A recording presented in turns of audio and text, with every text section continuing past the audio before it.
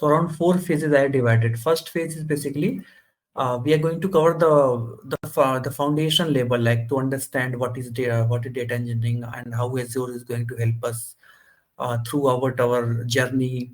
Why we need data engineering, और data world में data engineering का क्या रोल रहने वाला है, कि कहाँ पे हम यूज करते हैं डेटा साइंस का, कहाँ पे रोल होता है, और डेटा एनालिस्ट। बहुत सारे लोग, आप लोगों को ऑलरेडी पता होगा, बट फिर भी एक स्ट्रक्चर्ड वे में मैं स्टार्ट करूंगा।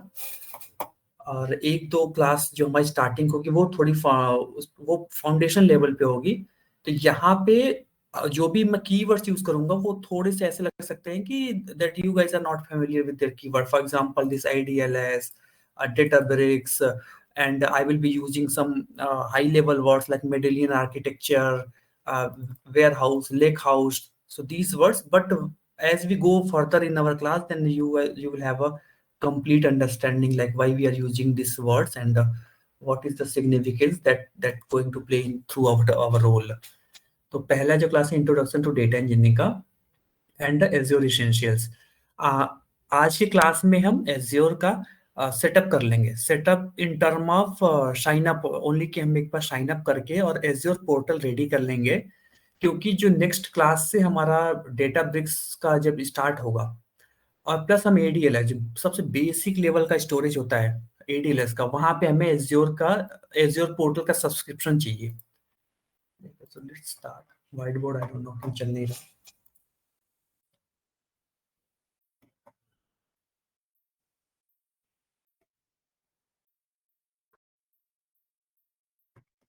इसका तो मैं नोटपैड ओपन कर लेता हूँ।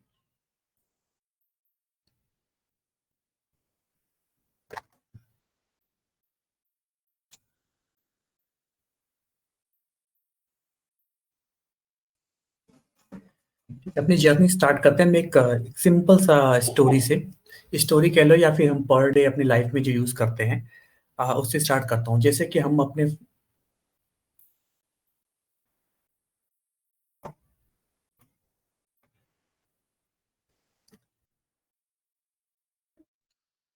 हमारे पास फोन है। अब हम हर रोज अपने फोन को सुबह उठने से लेके हम रात सोने तक अपने फोन का यूज करते हैं। पूरे दिन फोन में हम एप्लीकेशन ओपन करेंगे, कॉल करेंगे, मैसेज करेंगे, कभी हम यूट्यूब ओपन करते हैं, कभी कोई एप्लीकेशन, कभी कोई गेम खेलते हैं। तो पूरे दिन बेसिकली क्या हो रहा है, हमारे फोन्स के पीछे डेटा जनरेट हो रहा है। अब क्या हुआ, किसी एक दिन हमने ये डिसीजन लिया कि लेट्स एनालाइज कि हम अपना फोन कैसे यूज करते हैं, और हमारा पर डे फोन पे कितना टाइम जाता है, कौन से एप्लीकेशन पे कितना टाइम जाता है, और आउटपुट क्या है। मतलब ऐसे समझो कि हम अपने बिहेवियर को अपने अपने स्टडी करना चाहते हैं based on our everyday data that we are generating through our phone. अब हमारे फोन में क्या होगा, हम कुछ भी कर रहे हैं तो बैकएंड में क्या होगा, एक लॉग जनरेट हो रहा होगा। लॉग अगर नहीं भी जनरेट होगा, एग्जांपल कर लो कि कुछ भी कर रहे हैं तो वो कहीं पीछे रिकॉर्ड हो रहा है।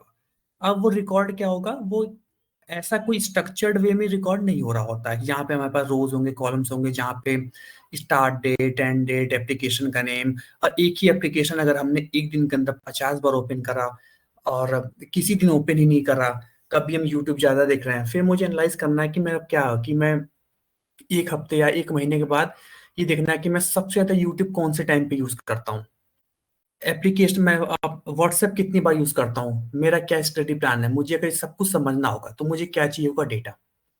अब उस डेटा को हमें कलेक्ट करना पड़ेगा। सेम डेटा जनरली यही होती है कि किसी भी चीज को एनालाइज करना हो, किसी कंपनी को बिहेवियर को समझना हो।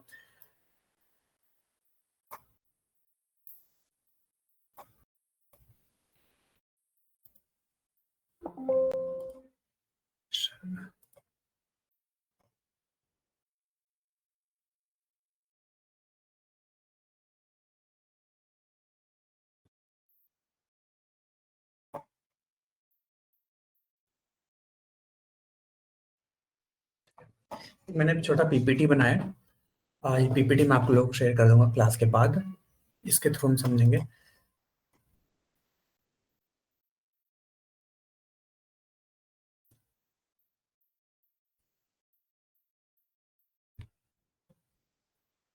अगर मेरी वॉइस ब्रेक होगी तो आप लोग बता देना। ठीक है, अब वो चीज को एनालाइज को समझना है, तो अब हमें डेटा हमारे पास आ रहा होगा पूरे दिन का, वो डेटा कलेक्ट हो रहा है। अब उस डेटा को कलेक्ट हो रहा है, मतलब कहीं पे डेटा स्टोर होगा। अब मुझे उसको एनालाइज करने करने क्या करना पड़ेगा, उस डेटा को पहले मुझे लेकर आना पड़ेगा किसी एक स्टोरेज पे, जहां पे हम कंप्लीट पूरे एक मंथ के डेटा को लोड कर पाए। फिर लोड करेंगे, अब वो डेटा एक स्ट्रक्चर्ड फॉर्मेट में नहीं होगा कि कभी वो क्या होगा कि जितनी बार भी ओपन करें उतनी बार हमारे पास लॉग्स फाइल जनरेट हो रही होंगी पीछे। अब क्या करना पड़ेगा, उसके अंदर हमें लॉजिक्स अप्लाई करने पड़ेंगे। लॉजिक्स के अंदर हमें ये करना पड़ेगा कि हम फेच करें, एप्लीकेशन का नेम फेच करें, टाइम फेच कर रहे हैं, कितने देर हम यूज कर रहे हैं, मे बी हमारे पास एप्लीकेशन की स्टार्ट टाइम आएगा, कब हमने स्टार्ट किया कब एंड किया, तो उसके बीच में डिफरेंस क्या है, हमने कितने टाइम तक उस एप्लीकेशन को यूज किया।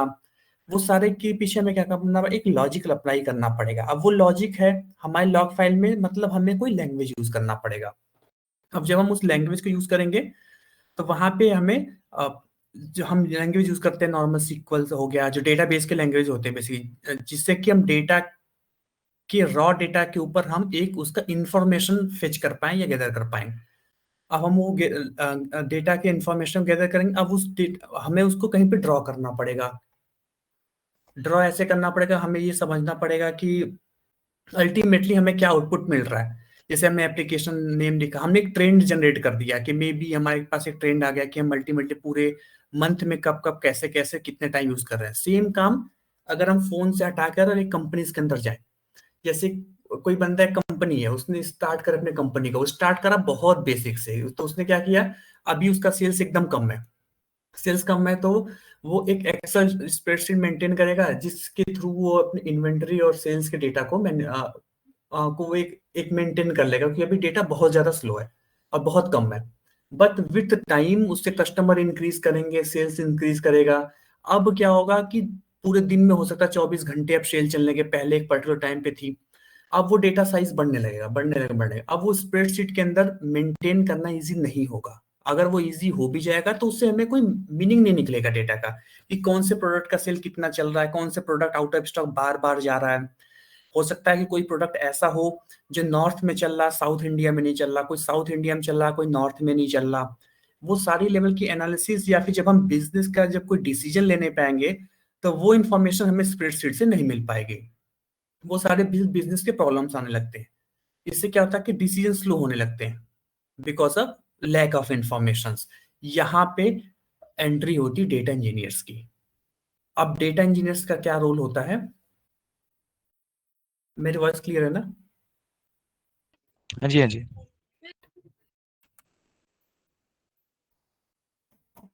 पेज क्यों नहीं चल रहा है?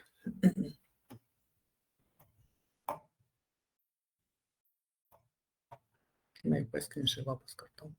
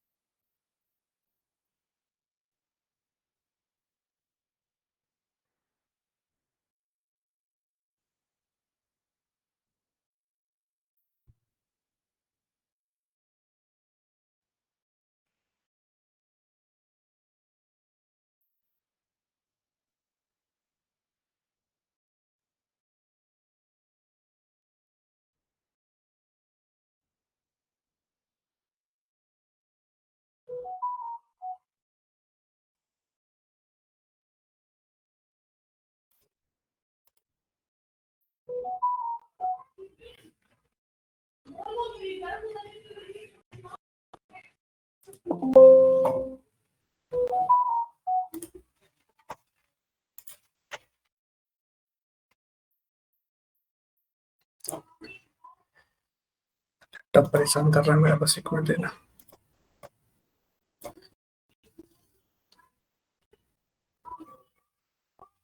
So from beginning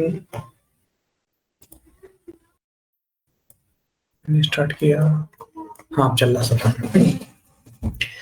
ठीक है, तो हमने डेटा कलेक्ट किया स्प्रेडशीट से, फिर डेट सेल्स इसका इंक्रीज होगा, कस्टमर इंक्रीज हो गए। अब जो स्प्रेडशीट है वो स्प्रेड हो गई इन मल्टीपल फाइल्स, इन मल्टीपल टैब्स। अब यहाँ से हमें कोई भी बिजनेस का डिसीजन लेना हो अब हम नहीं ले सकते। यहाँ से हायरिंग होती है डेटा इंजीनियर्स की। अब यहाँ पे अब इस कंप्लीट प्रॉब्लम को समझो कि क्या क्या प्रॉब्लम हो रहा है, इसी को हम समझेंगे अपने डेटा वर्ड में। सो डेटा वर्ड में क्या होगा, अब हमें इस कंप्लीट डेटा को क्या करना पड़ेगा, कलेक्ट करना पड़ेगा मतलब स्प्रेडशीट से लेके किसी एक स्टोरेज एरिया पे इस पूरे डेटा को हमें मूव करना पड़ेगा। जब हमारे पास डेटा आ गया मूव होके, यहाँ पे हमें लेना पड़ेगा डिसीजंस, मतलब यहाँ पे हम किसी लैंग्वेज के यूज करेंगे। It can be SQL, Python, Scala और any of the modern language, और कोई भी हम टूल्स और टेक्नोलॉजी भी कोई भी यूज कर सकते हैं। जब हम डिसीजंस लेंगे, फिर उस डिसीजंस को हमें रिपोर्ट्स के फॉर्म में शो करने पड़ेंगे कि बिजनेस को समझ में आए। क्योंकि अब एक कंपनी है, कोई भी बड़ी कंपनी है, फॉर एग्जांपल अमेजोन है। अब अमेजोन में हर रोज टेराबाइट्स का डेटा जनरेट हो रहा होगा। अब वो टेराबाइट्स के डेटा पे बिजनेस कैसे समझेगा कि कहाँ पे क्या चल रहा है? तो उनको तो हर कुछ के लिए हमें एक रिपोर्ट बना के देनी पड़ेगी। रिपोर्ट्स बनेगी कि आउट ऑफ स्टॉक आइटम सबसे ज्यादा कौन से एरिया में जा रहे हैं, क्या है जो जा रहा है, कौन से प्रोडक्ट की डिमांड बढ़ने वाली है, सीजन चेंज हो रहा है। फॉर एग्जांपल समर्स आ रहे हैं, तो समर्स के अंदर हमें वापस से सारे समर्स से कलेक्शन लाने पड़ेंगे। फिर विंटर्स आएगा, वो सारे कुछ कैसे जाएगा इन फॉर्म ऑफ रिपोर्ट। अब वो टेराबाइट के डेटा में कैसे जाएगा, तो यहाँ पे आ गया रिपोर्ट जनरेटर। रिपोर्ट्स के बेस पे फिर डिसीजंस जनरेट होती हैं। वो जो डिसीजन लिया जाएगा उसे फिर क्या करना पड़ेगा, हमें इस डिसीजन को फिर हमें इम्प्लीमेंट करना पड़ेगा। और उस इम्प्लीमेंट करने के बाद अगेन ये साइकिल फिर से चलेगा कि फिर क्या होगा, इम्प्लीमेंट करने के बाद हम वापस से डेटा का कलेक्ट करेंगे, जाएंगे, फिर से हम उसके ऊपर डिसीजन, फिर रिपोर्ट्स हम चेक करते हैं कि जो हमने डिसीजन लिया था क्या वो डिसीजन सही था, गलत था, या अभी कहाँ पे प्रॉब्लम आ रही है। ये होती है एक basically life cycle of a data collection से ले। अब इसको हम अपने टेक्निकल वर्ड में समझे, then what we are doing is we are collecting the data from multiple sources. If we have a bigger businesses like Amazon or Microsoft, then we will not have any one data source like a spreadsheet. We can have an n number of data sources. It can be text file, it can be CSV file, it can be API, our uh, it can be our the Amazon portal. So we have, and plus Amazon के पास external vendors होते हैं, उन सारे vendors का information को collect करना पड़ता है। ये सारा जो collection का काम होता है, this is what a data engineers will do। यही हमारी डे टू डे की लाइफ होती है। अभी मैं इसको और डिटेल वे में एक्सप्लेन करूंगा डेटा इंजीनियर्स की कि डे टू डे लाइफ में हम क्या करते हैं, कैसे करते हैं, और उस चीज को हम अपने कोर्स में कैसे कवर करेंगे, उसको मैंने कैसे कैसे डिवाइड किया हुआ अपने कोर्स में, ये हम समझेंगे। ये होता है डेटा इंजीनियर्स का काम। डेटा इंजीनियर्स का काम अब आप लोगों को समझ में आ गया। We have to connect with multiple sources, get the data and load it at any storage location. We call it as a storage location। मैं हायर वर्ड यूज कर रहा हूँ स्टोरेज, इसके बाद मैं ड्रिल थ्रू करूंगा but kind of it can be data lake, data warehouse, lake house, ये क्या होता है अभी हम आगे पढ़ेंगे। Once the data is there, then what we have to do, यहाँ पे हमें डिसीजंस के लिए क्या करना पड़ता है, now we have to apply some logics. और कंप्यूटर के अंदर लॉजिक्स हम देखते हैं बाय यूजिंग अ लैंग्वेज। यहाँ से एंट्री होती है लैंग्वेज की। लैंग्वेज यहाँ पे टूल से भी काम हो जाता है, प्लस अब हम लैंग्वेज यहाँ भी यूज करने लगे हैं, पर नॉर्मली डिसीजंस के लिए हम लैंग्वेज यूज करते हैं। तो अभी तक जो सबसे फेमस और सबसे ज्यादा वाइडली यूज जो लैंग्वेज है डिसीजन लेने के लिए, वो है सिक्वल एंड पाइथन। स्केला भी होता है, बट अगर स्केला नहीं आता है तो कोई रोड ब्लॉक नहीं होता, हमें एटलीस्ट सिक्वल एंड पाइथन हमें चाहिए होता है। यहाँ पे ये काम कौन करता है, इधर सिक्वल एंड पाइथन, पीवाई मैं देता हूँ। डेटा अब कुछ कंपनीज के अंदर डेटा इंजन का काम यहाँ पे कंप्लीट हो जाता है डेटा को लोड करने के बाद। बट कुछ कंपनीज क्या करती हैं, वो नेक्स्ट लेवल मतलब डिसीजंस लेकर अब वापस से किसी स्टोरेज एरिया में डेटा को लोड कर देना, ये काम भी डेटा इंजीनियर्स के अंडर में ही आता है। यही रीजन है कि आपने इस क्लास के पहले पाइथन की क्लास ली होगी और सिक्वल आप लोगों को ऑलरेडी आता है। इसलिए हमें स्टोरेज तक लाने से आगे भी सोचना पड़ेगा, और सिक्वल और पाइथन को यूज करके कैसे हम इसके ऊपर डिसीजन लेते हैं और फिर हम फाइनली डेटा को लोड करते हैं। यहाँ पे आ गया ये तो डेटा इंजीनियर्स में आता है। प्लस अगर नहीं भी आता है तो यहाँ पे क्या होता है, डिफरेंट प्रोफाइल बनती है, that is called data analyst.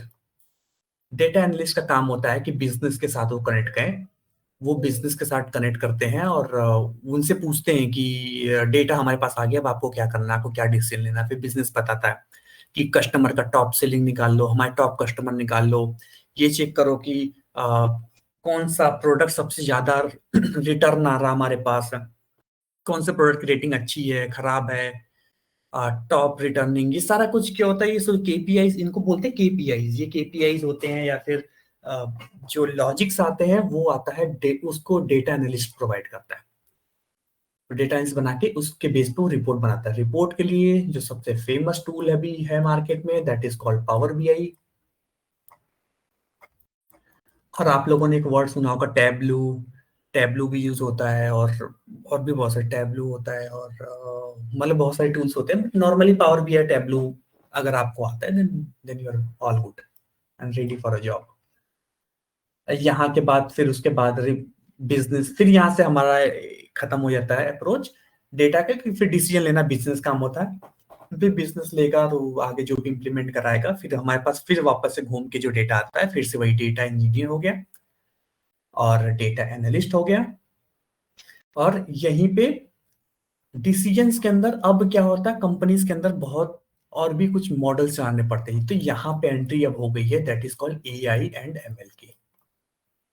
पहले सिर्फ data analyst was sufficient to apply the logic, लेकिन अब एआई और एमएल की यूज हो गई। तो यहाँ पे एक नई टीम बनती है।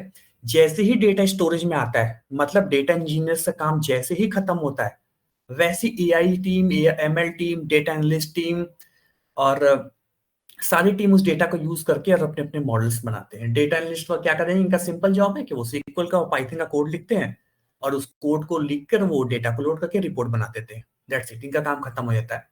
एआई एमएल की टीम क्या करती है, उस डेटा को अंडरस्टैंड करती है और यहाँ से वो फोरकास्टिंग करती है। अब डेटा एनालिस्ट क्या करेगा, वो एग्जिस्टिंग डेटा के ऊपर सिर्फ हिस्टोरिकल डेटा पे वो काम करता है। वो फोरकास्ट नहीं कर सकता कि आज से 6 महीने बाद क्या होने वाला है। बट एआई और एमएल की जो टीम होती है वो इन्वॉल्व होती है फोरकास्टिंग में। यहाँ से फोरकास्टिंग काम आता है। तो इनका फिर वो मॉडल्स, एमएल के अपने मॉडल्स होते हैं, वो मॉडल्स चलते हैं, मॉडल्स के थ्रू एक डेटा आता है, उसके बेस पे भी रिपोर्ट जनरेट होती है। फिर ये भी अल्टीमेटली डेटा देते हैं डेटा एनालिस्ट को, फिर डेटा एनालिस्ट उस रिपोर्ट को एक रिपोर्ट जनरेट कर देता है और फिर उसके बेस पे बिजनेस डिसीजन लेता है। ये है कंप्लीट डेटा का साइकिल। अब आप लोगों को वर्ड समझ में आ गया कि हमारा क्या रोल रहने वाला, डेटा इंजीनियर्स का रोल, डेटा एनालिस्ट का रोल। इसके लिए जो वर्ड यूज होता है that is called data scientist.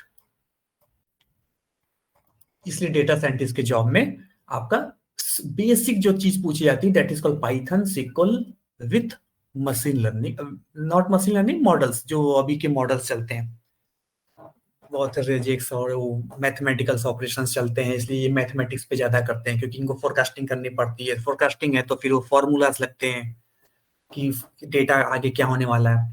Company का जो भी एस्टिमेट्स बनता है वो एमएल के मॉडल्स भी बनता है। फॉर एग्जांपल, मैं एग्जांपल था, कोई भी एक कंपनी ले लो, कोई भी electrical, for example Bajaj company के लिए आप लोग काम कर रहे हो, बजाज है। अब बजाज को अपने नेक्स्ट क्वार्टर आने वाला है, दैट इज मान लो Q3। अब Q3 में हर पिन कोड पे कितने प्रोडक्ट और क्या हमें क्या मैन्युफैक्चर करना है, वो कैसे पता चलेगा? वो कैसे पता चलता है कि मान लो उनको पता है कि लास्ट ईयर Q3 में हमने 100 फैंस बेचे थे और मे बी हमने 200 बल्ब्स बेचे थे, CFLO जो भी, मतलब ये सारे जो प्रोडक्ट्स, जो भी ये एस्टिमेट होता है वो पहले एस्टिमेट लगाना पड़ता है। वो एस्टिमेट लगेगा तभी जो बजाज की टीम होगी वो मैन्युफैक्चरिंग टीम को ऑर्डर देगी कि हमें ये ऑर्डर्स रेडी रखने हैं, पहले ही Q3 आने वाला है। और उस हिसाब से रॉ मटेरियल खरीदो, तो रॉ मटेरियल की टीम फिर किसी और को रीच आउट करेगी, वो पहले रीच आउट करती है, तब एक एक दो दो चार चार महीने बाद प्रोडक्ट आता है। फिर वो रॉ मटेरियल से कन्वर्ट होगा तो वो कितना आएगा, वो सारा एस्टिमेशन जो पता चलता है किसी भी कंपनी के अंदर, वो कैसे पता चलता है? वो डेटा एनालिस्ट डेटा लेकर आता है। डेटा एनालिस्ट डेटा को कलेक्ट करेगा, पूरा पास्ट रिकॉर्ड कि हमारा क्या सेल्स चल रहा है पिछले 20 सालों से, वो डेटा देगा एमएल टीम को। एमएल टीम उस डेटा के ऊपर मॉडल्स रन करेगी, उसके बेस पे वो एस्टिमेट लगाती है कि अच्छा कि पिछले 10 सालों से हमारा ये सेल चल रहा है, तो इस साल हो सकता है कि हमें 102 फैंस बनाने पड़े। तो वो 102 फैंस के बेस पे वो दूसरी टीम को डेटा भेजती है, फिर वो अपना रॉ मटेरियल रेडी करेंगे, फिर वो मैन्युफैक्चरिंग टीम मैन्युफैक्चर करेगी, वो जो भी एस्टिमेट होगा ये चलता है। तो बैकबोन कौन हुआ कंपनी का? बैकबोन हुआ पूरा डेटा। दैट इज वाई आज के टाइम पे डेटा फील्ड सबसे ज्यादा बूम कर रहा है, क्योंकि डेटा, कंप्लीट डेटा किसी भी कंपनी के बैकबोन पे वर्क कर रही है। अगर डेटा टीम ना हो तो मैन्युफैक्चरिंग से लेकर कोई भी डिपार्टमेंट वर्क नहीं कर पाएगा, उनको पता ही नहीं चलेगा हमें क्या मैन्युफैक्चर करना, कहाँ करना है। हो सकता है अगर हमारे पास डेटा ही नहीं होगा तो हो सकता है कि यही फैन मैन्युफैक्चर हुआ, अब इस फैन के अंदर भी क्या मैन्युफैक्चर होगा, मान लो कि रेड कलर का फैन ज्यादा बिक रहा है, व्हाइट कलर का फैन कम बिक रहा है, हो सकता है ब्लैक कलर का फैन सबसे ज्यादा बिक रहा है नॉर्थ इंडिया में, रेड कलर का फ्लैग सबसे ज्यादा बिक रहा है साउथ इंडिया में। अगर हमारे पास डेटा नहीं होगा तो हो सकता है कि रेड कलर का सारा फैन मैन्युफैक्चर करके हम भेज दें नॉर्थ इंडिया में, ये भेज दें साउथ इंडिया में, तो पूरा सप्लाई चेन मैनेजमेंट हिल जाएगा। तो वो सारा डिसीजन कैसे हो, तो कंपनी के ऊपर बहुत ज्यादा लॉस हो जाएगा, फिर उसको एक एक आइटम यहाँ से यहाँ शिप करना पड़ेगा, यहाँ से यहाँ शिप करना पड़ेगा। तो इस रीजन से एक एक जो प्रोसेस चलता है कंपनी के अंदर, वो सारा प्रोसेस के पीछे जो बैकबोन है वो है डेटा। डेटा बैकबोन है, मतलब data engineers are the backbone. Data engineers ही लेकर डेटा स्टोर है, यही रीजन है कि इस टाइम डेटा कलेक्शन बहुत ज्यादा हो रहा है, क्योंकि अब हमें एक एक चीज के डेटा को मैन्युफैक्चर करके, इवन जो कस्टमर का सेंटिमेंट चल रहा है वो क्या चल रहा है, सारा कस्टमर के सेंटिमेंट एनालिसिस से लेके कंपनी के मैन्युफैक्चरिंग के स्मॉल रॉ मटेरियल तक का इंफॉर्मेशन हमारे पास इस अपने डेटा स्टोरेज में रखने पड़ते हैं। यही रीजन से हमारे पास n number of sources companies के अंदर होते हैं डेटा को कलेक्ट करने का। ये रीजन है कि डेटा इंजीनियर्स को अच्छा पेमेंट, अभी सैलरी बहुत ज्यादा मिल रहा है, क्योंकि अगर एक अच्छा डेटा इंजीनियर नहीं होगा तो सारे डेटा को कलेक्ट करके एक एफिशिएंट मैनर में नहीं ला पाएगा, जिसका डायरेक्ट इम्पैक्ट कंपनी के सेल्स पे पड़ता है। ठीक है, अब हम यहां से आते हैं डेटा इंजीनियर्स का।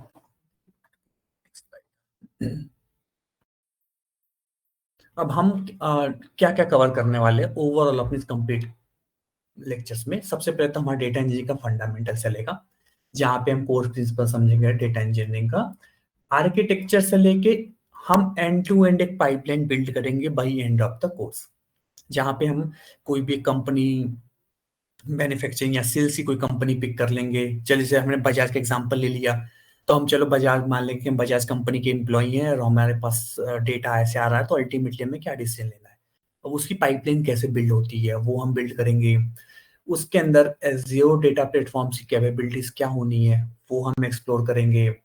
अब एज़्योर तो बहुत बड़ा क्लाउड हो गया, उस एज़्योर के अंदर हमें कौन से कंपोनेंट्स को यूज करने हैं हम उसके ऊपर ही फोकस करेंगे, क्योंकि यूआई भी वेबसाइट्स भी बनती है एज़्योर के अंदर, हमें वेबसाइट नहीं बनानी है तो हम उस वाले पार्ट्स को इग्नोर मारेंगे। अब डेटा आर्किटेक्ट पैटर्न्स जो मॉडर्न है वो हम समझेंगे। मॉडर्न को समझते टाइम मैंने एक लेक्चर शायद रखा हुआ डेटा वेयर हाउसिंग कॉन्सेप्ट्स पे, इसके अंदर हम ओल्ड कॉन्सेप्ट भी समझेंगे, ओल्ड कॉन्सेप्ट समझेंगे, और फिर उसके बाद हमें मॉडर्न की यूज क्यों पड़ा है वहां पे भी जाएंगे, दोनों के बीच डिफरेंस समझेंगे। और हम एक रियल वर्ड सिनेरियोस के बेस पे प्रैक्टिकल करके हम एक पूरा real word end to end pipeline बनाएंगे। आते हैं डेटा इंजीनियरिंग, हमारा एंड टू एंड रोल क्या रहने वाला। हम क्या करते हैं as a data engineer, we have to design a system for data collection, storage and analysis. ये मैं बता रहा था आप लोगों को, कुछ कंपनीज के अंदर our role starts from data collection and it ends at the storage. We do not have to worry about analyzing and putting all the SQL commands and Python commands, but we will have to be prepared because अब जब package ज्यादा मिल रहा है, so now companies uh, expecting that you know everything about the data. You can be able to connect, you can be able to fetch it, you can be able to apply the logic and get a meaning out of the raw data that we are getting. So that is why we'll be focusing on all the three aspects of the data from storage till the analysis part. For the analysis, now for the collection, we will be using EDF. I think ये तो हम कर लेंगे बाद में focus कि हम क्या क्या करेंगे. So we will have to focus on all the aspects. Next is data quality and accessibility. Data quality and accessibility. It means whatever the data that we are collecting, it should be in a good quality manner. Quality means we should be loading all the data. We should not be loading incomplete information from any of the sources. अगर incomplete आया तो company decision तो लेगी, but उसका output कुछ भी नहीं होना, उल्टा हो सकता है, उससे प्रॉब्लम भी हो जाए किसी को।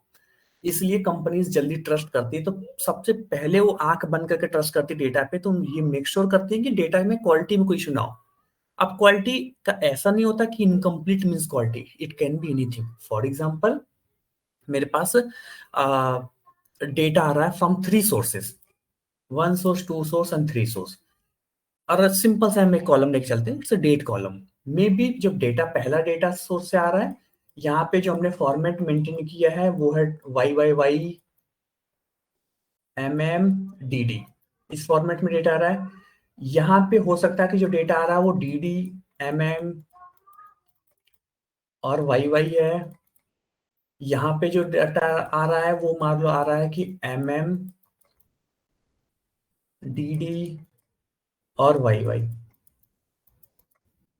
अब तीनों सोर्सेस से 3 टाइप के डेटा आ रहे हैं। हमने क्या किया, हमने आंख बंद किया, डेटा को कलेक्ट किया और हमने स्टोर कर दिया, हमने उसके ऊपर एनालिसिस स्टार्ट कर दिया। बट अब हमने डेटा मर्ज किया, बट यहाँ पे फॉर्मेट बिल्कुल अलग है। हमने तो लैंग्वेज, हमने जब एनालिसिस किया, हमने कोड लिख दिया पाइथन का और SQL का कोड लिख दिया। अब इसके बेस पे हमने डेटा पे ध्यान नहीं दिया, क्वालिटी पे, तो क्या होगा, हमारे पास जो फाइनल एनालिसिस आएगा वो बिल्कुल बिल्कुल गलत आएगा। क्योंकि हो सकता है कि सब टेढ़ा मेढ़ा, कहीं मंथ को उसने ईयर पकड़ लिया, कहीं मंथ को डेट पकड़ लिया, कहीं डेट को मंथ पकड़ लिया, सारा कुछ मिक्स एंड मैच हो जाएगा। तो ये कॉलम लेवल के कॉलम लेवल के डेटा क्वालिटी से लेके डेटा का ओवरऑल जो डेटा का पिक्चर हम लोड कर रहे हैं, we are responsible of maintaining the data quality at every aspects. Even कई बार क्या होता है, कुछ ऐसे यूनिक केसेस भी आते हैं हमारे जर्नी में जहां पे न इसका प्रॉब्लम रहा न डेटा कलेक्शन का रहा, बट फिर भी इनकम्प्लीट रिजल्ट आया। फॉर एग्जाम्पल, मैंने क्या किया कि डेटा जहां से हम कलेक्ट करते हैं वहां पे सोर्स पे कोई फाइल आई, वो फाइल किसी ने रखा, किसी और बंदे ने वही फाइल उठा के 5 बार कॉपी करके अलग अलग नेम से रख दिया। जैसे कि 1.csv है, 2.csv, 3, 4, 5 ऐसे करके हमारे पास डेटा इनकम्प्लीट आ गया। मतलब एक ही डेटा बार बार आ गया अलग अलग फाइल नेम से। अब क्या हुआ कि मेरे कंपनी, मान लो कि कस्टमर का डेटा है, कस्टमर डॉट CSV है, कस्टमर 2.csv है, मैंने डेटा रिकलेक्ट कर लिया, स्टोरेज किया, एनालिसिस कर दिया, फॉर्मेट सेम है, हमारे पास फाइल्स बिल्कुल करेक्ट आ रही हैं। हमने डेटा का एनालिसिस किया, हमने क्या देखा, कल को मेरे पास तो 10 कस्टमर थे, आज ये फाइल 5 बार आया, आज को 10 कस्टमर कन्वर्ट हो गए सीधा सीधा 500 कस्टमर में। तो ये तो हमारी जॉब भी फेल नहीं हुई, हमने स्टोरेज, हमने कलेक्शन भी किया, हमारा फॉर्मेट भी मैच किया, हमने अकॉर्डिंग डेटा क्वालिटीज के रूल भी चेक करे, फिर भी क्या हुआ, डेटा गलत आ गया। तो इस लेवल की प्रॉब्लम्स भी आती हैं। तो ये भी हमें मेक श्योर करना पड़ता है कि किसी भी वे में डेटा गलत आ रहा हो, हमें मेक श्योर करना कि we are maintaining the data quality. Next term is accessibility. Accessibility means हम जो भी काम कर रहे हैं, जो भी हमने यहाँ पे एनालिसिस किया, this analysis should be accessible to the business all the time. It should be ready for the business so that they can be able to take the decisions. हम क्या ही कर लेंगे एनालिसिस करके जब बिजनेस उस data को access ही नहीं कर पा रहा और वो कोई एनालिसिस ही नहीं कर पा रहा, हमारी रिपोर्ट फेल हो जा रही है। हमने क्या किया, जो पावर BI रिपोर्ट बनाई वो रिपोर्ट रिफ्रेश ही नहीं हो रही, डेटा ही नहीं जा रहा उसके अंदर, तो वो हो जाता है इशू एक्सेसिबिलिटी का। तो डेटा लास्ट लेवल तक एक्सेस करवाने तक की रिस्पॉन्सिबिलिटी हमारी होती है। Next is building and maintaining data pipelines. ये सारा कुछ करने के लिए हमें क्या करना पड़ेगा, एक पाइपलाइंस मेंटेन करनी पड़ेगी। Just a minute.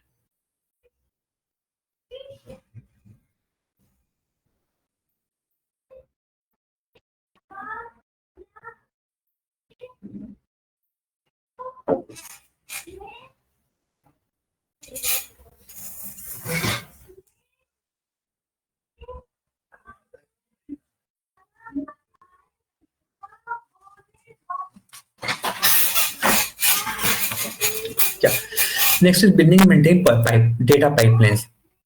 अब ये जो भी मैंने पॉइंट 1 और पॉइंट 2 पे डिस्कस किया, ये कैसे हम इम्प्लीमेंट करेंगे, उसे इम्प्लीमेंट करने के लिए हमें बनाना पड़ता है डेटा पाइपलाइन।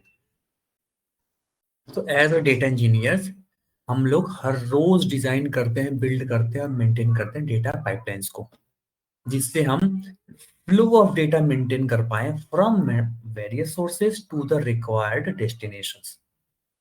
इसलिए ये टर्म बार बार यूज होगा, हम भी यूज करेंगे बार बार, प्लस आपके जॉब्स में भी हर रोज यूज होना है कि हमारी डेटा पाइपलाइंस चल रही कि नहीं चल रही है, फेल हो गई, what was the error, data pipelines का नाम क्या था।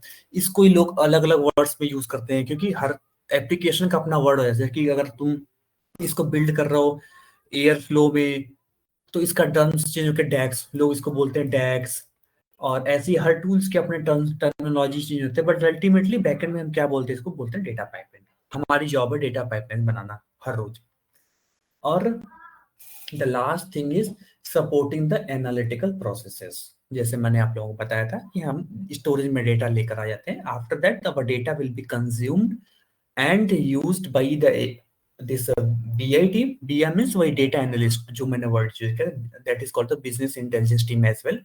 By the BI team, ML team, analytics team, AI team, we have to provide the data and we have to make sure the data is ready for their use. ये है हमारी complete job as a data engineer.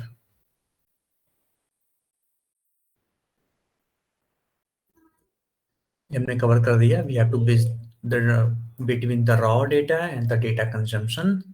We have to ensure the readability and the quality of the data, self service analytics. अब ये भी इस time पे बहुत ज़्यादा यूज होने लगा है। अब बिजनेस क्या बोल रहा है कि कुछ डेटा हमें इस वे में प्रोवाइड कर दो कि हम डायरेक्ट यूज कर लें, बीच में डेटा एनालिस्ट का हमें रोल ही नहीं चाहिए। डेटा इंजीनियर तुम ही सारे लॉजिक लगा के टेबल्स बना के हमें डायरेक्ट डेटा पकड़ा दो कि हम इस पे सेल्फ सर्विस एनालिटिक्स कर पाए। Self service means a person who do not have information of any languages like SQL or any language, or a person who is non-technical, or even a non-technical guy can be able to use the data that will be provided to me, and even he can be able to use and take the business decisions. इसको बोलते हैं self service analytics, कि वो खुद decision ले जा रहे हैं। तो ये भी बहुत चल रहा है, बहुत सारे नए टूल्स आ गए हैं जिसमें सिर्फ ड्रैग एंड ड्रॉप करो टेबल्स को और रिपोर्ट्स जनरेट हो जाती हैं। हाँ, और एक वर्ड है सिक्योरिटी और गवर्नेंस का जो हमने भी यूज नहीं किया, अभी मैंने किया। हमारी रिस्पॉन्सिबिलिटीज है डेटा सिक्योरिटी की। क्यों? क्योंकि हमारे पास कंपनीज की ए टू जेड इंफॉर्मेशन होती है। अगर हमने सिक्योरिटीज मेंटेन नहीं करा तो डेटा लीक हो गया तो कंपनीज, बड़ी बड़ी कंपनीज भी वहीं पे एंड हो सकती है अगर कंपटीटर पास डेटा पहुंच गया तो। सो हमें मेक श्योर करना पड़ता है कि डेटा में सिक्योरिटी रहे, डेटा जिसको पास परमिशन है वही बंदा डेटा को एक्सेस कर पाए और यूज कर पाए।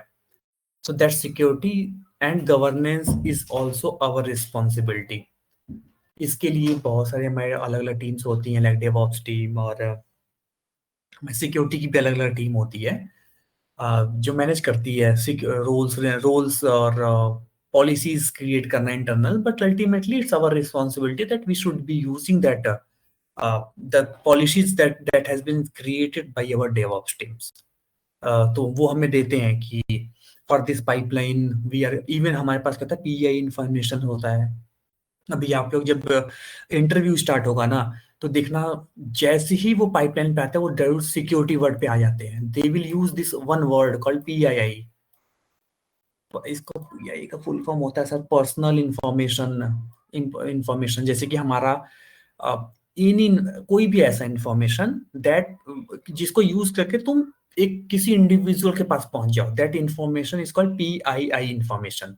जैसे कि हमारा आधार कार्ड अगर मेरा आपके पास पहुंच गया तो आप मेरे पास पहुंच जाओगे वेरी इजीली। मेरा एड्रेस पहुंच गया, मेरा फोन नंबर पहुंच गया, मेरा डेट ऑफ बर्थ तो नहीं आएगा, ऐसा कोई भी इंफॉर्मेशन, मेरा इंफॉर्मेशन, वो सारे को हम पीआई इंफॉर्मेशन बोलते हैं। अब हम पीआई इंफॉर्मेशन डायरेक्ट अपने डेटाबेस में एज इट इज नहीं डालते हैं, हम इसको इनक्रिप्ट करते हैं। आधार कार्ड नहीं डाल सकते किसी के, हो सकता है मेरी सैलरी हो, कंपनी का इंफॉर्मेशन, एचआर का डेटा है, एचआर में सैलरी हो, तो वो डेटा को हम डायरेक्ट अपने हम रॉ डेटा से डेटा कंजम्पशन तक डायरेक्ट मूव नहीं करते हैं। उसके बीच हमें कुछ सिक्योरिटीज अप्लाई करनी पड़ती है और कुछ एक्सेसेस मैनेज करने पड़ते हैं। अब एचआर का डेटा है, फाइनेंस टीम को नहीं चाहिए उसका एक्सेस। फाइनेंस का डेटा है, वो एचआर की टीम को क्या होना है उस डेटा का। तो उस लेवल की जो सिक्योरिटीज होती है वो भी हमारी रिस्पॉन्सिबिलिटी होती है। इंटरव्यूज में सिक्योरिटी बहुत ज्यादा क्वेश्चंस रेज करते हैं, क्योंकि वो जानना चाहते हैं कि सिक्योरिटी तुमने कैसे इंप्लीमेंट किया था। Next is 6 phases of data engineering. Data generation हमारी रिस्पॉन्सिबिलिटी नहीं, it can come from anywhere. आप मतलब ये समझ लो, जितना भी चीज तुम सोच सकते हो हर जगह से डेटा जनरेट हो रहा है। हम बोल रहे हैं, अभी मैं आप लोगों से इंटरेक्ट कर रहा हूँ, I am generating a data. ये ऑडियो डेटा जनरेट होता है, वीडियो वीडियो चल रहा है, वीडियो डेटा जनरेट हो रहा है। ये डेटा स्टोर होगा, इस डेटा के ऊपर भी एनालिसिस होती है। एपीआईज हो गए, ट्रांजेक्शन सिस्टम्स हो गया, कोई भी वेबसाइट है, जो भी हम सोच सकते हैं वहां से डेटा जनरेट हो रहा है। उस डेटा को हम कलेक्ट करते हैं, कलेक्शन, वो भी हमारे फेजेस पे आता है। फिर डेटा को स्टोर करना, प्रोसेसिंग करना, कंजम्पशन करना एंड गवर्नेंस।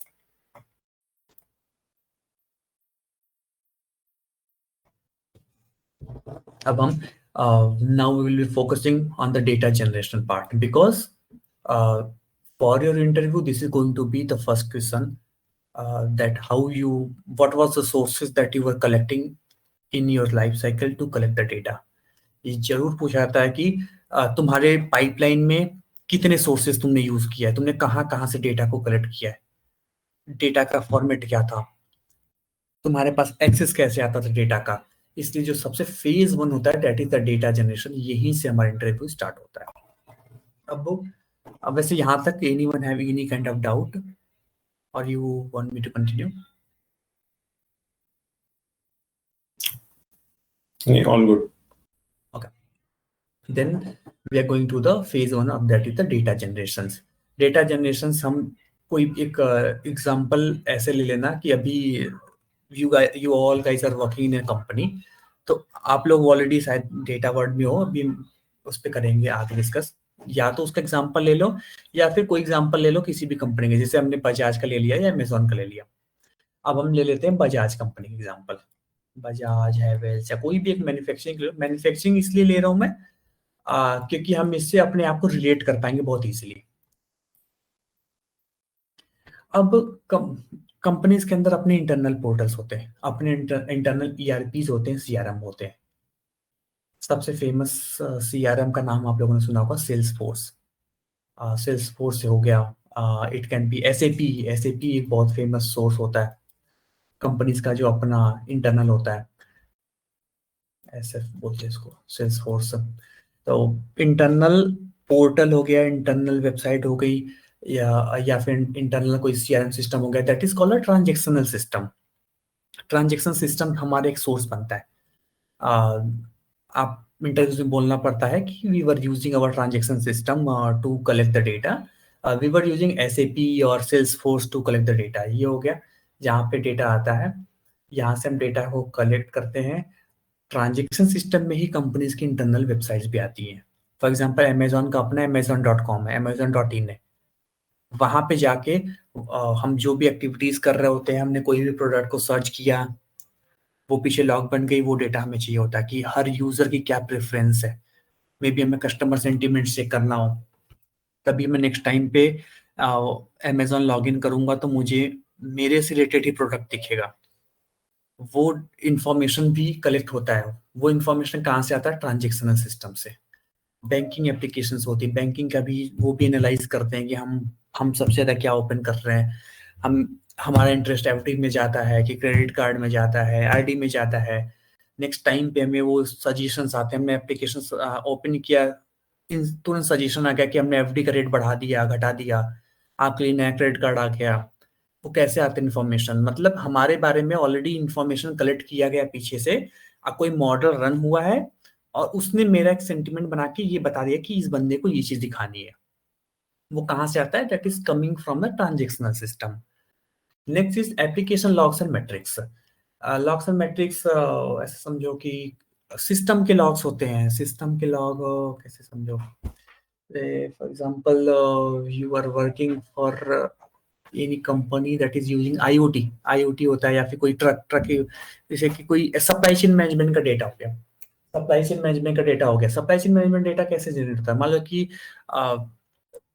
ये बजाज है, इसके पास 10 वेंडर है, 10 वेंडर अपने डेटा को डिलीवर करते हैं। जैसे कि इसने क्या बोला कि हमारे फैन को डिलीवर कर दो बाय यूजिंग, किसी ट्रक से इसने अपने रॉ मटेरियल भिजवाए, ट्रक से डेटा बार बार जनरेट हो रहा होगा, वो जनरेट आईओटी से आ रहा होगा, वो सारा डेटा हम कलेक्ट करते हैं अपने इन्फॉर्मेशन के लिए कि हमारा ट्रक से यहाँ से यहाँ निकली है, इस टाइम पहुंचेगी, हमारा रॉ मटेरियल अब तक आएगा, अब जाएगा, ये सारा इन्फॉर्मेशन हो गया।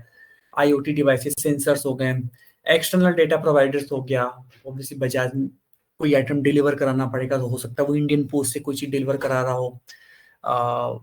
इट कैन हैव लाइक कोई भी वेंडर्स पिक कर लो जो जो डिलीवर करते हैं, ई कॉम हो गया, डिलीवरी हो गया, वो सारे एक्सटर्नल डेटा प्रोवाइडर है। अब डिलीवरी भी सारा डेटा इसको भेज रहा होगा बजाज को कि तुमने मुझे एक आइटम भेजा था डिलीवर करने को फॉर दिस पिन कोड, ये डेटा मैंने यहाँ तक पहुंचा दिया, मैं इसको कल शिप करूंगा, परसों पहुंचाऊंगा। वो डेटा कलेक्शन कहाँ से हो रहा होगा? वो होगा एक्सटर्नल डेटा प्रोवाइडर से। इसके लिए सबसे ज्यादा एपीआईज यूज होती हैं। और एक होता है यूजर जनरेटेड कंटेंट, जैसे मैंने कि हमने कोई प्रोडक्ट का रेटिंग दिया, फीडबैक दिया, वो सारा सोशल मीडिया पे हमने कुछ पोस्ट किया, रिव्यूज, फीडबैक्स, उस केस बेस में यूजर जनरेटेड कंटेंट से हमें यूज होते हैं। अब साथ में अब इंटरव्यूज का भी मैं थोड़ा बहुत बताता चलूंगा, क्योंकि आप लोग ऑलरेडी वर्किंग हो तो इतना आइडिया है आप लोगों को। और इसलिए मैं इंटरव्यूज में बेसिकली क्या होता है कि हम नॉर्मली जब भी बताते हैं, तो अभी जो सबसे ज्यादा यूज हो रहा है इंडस्ट्री में, वो यूज हो रहा है एपीआई और डेटा प्रोवाइडर, कंपनी का अपना इंटरनल सिस्टम्स। इंटरनल सिस्टम में आ जाता है कि कंपनी का अपना डेटाबेस भी होता है।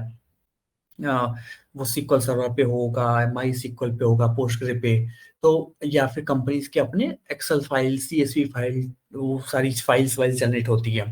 तो नॉर्मली हम यही आंसर देते हैं कि we are getting data from multiple sources, we have और इंटरनली ईआरपी, जहाँ पे हम सेल्सफोर्स या एसएपी का नाम लेते हैं। क्यों लेते हैं? क्योंकि ऑलमोस्ट हर कंपनी में एसएपी यूज हो रहा होता है, हर बड़ी कंपनी के पास एसएपी या सेल्सफोर्स होता ही है। इससे क्या होता है कि हमारे पॉइंट्स बन जाते हैं, क्योंकि यार उनको वो रिलेट कर सकते हैं कि ये बंदा वही यूज कर रहा है जो हम यूज कर रहे हैं, then he is a good candidate.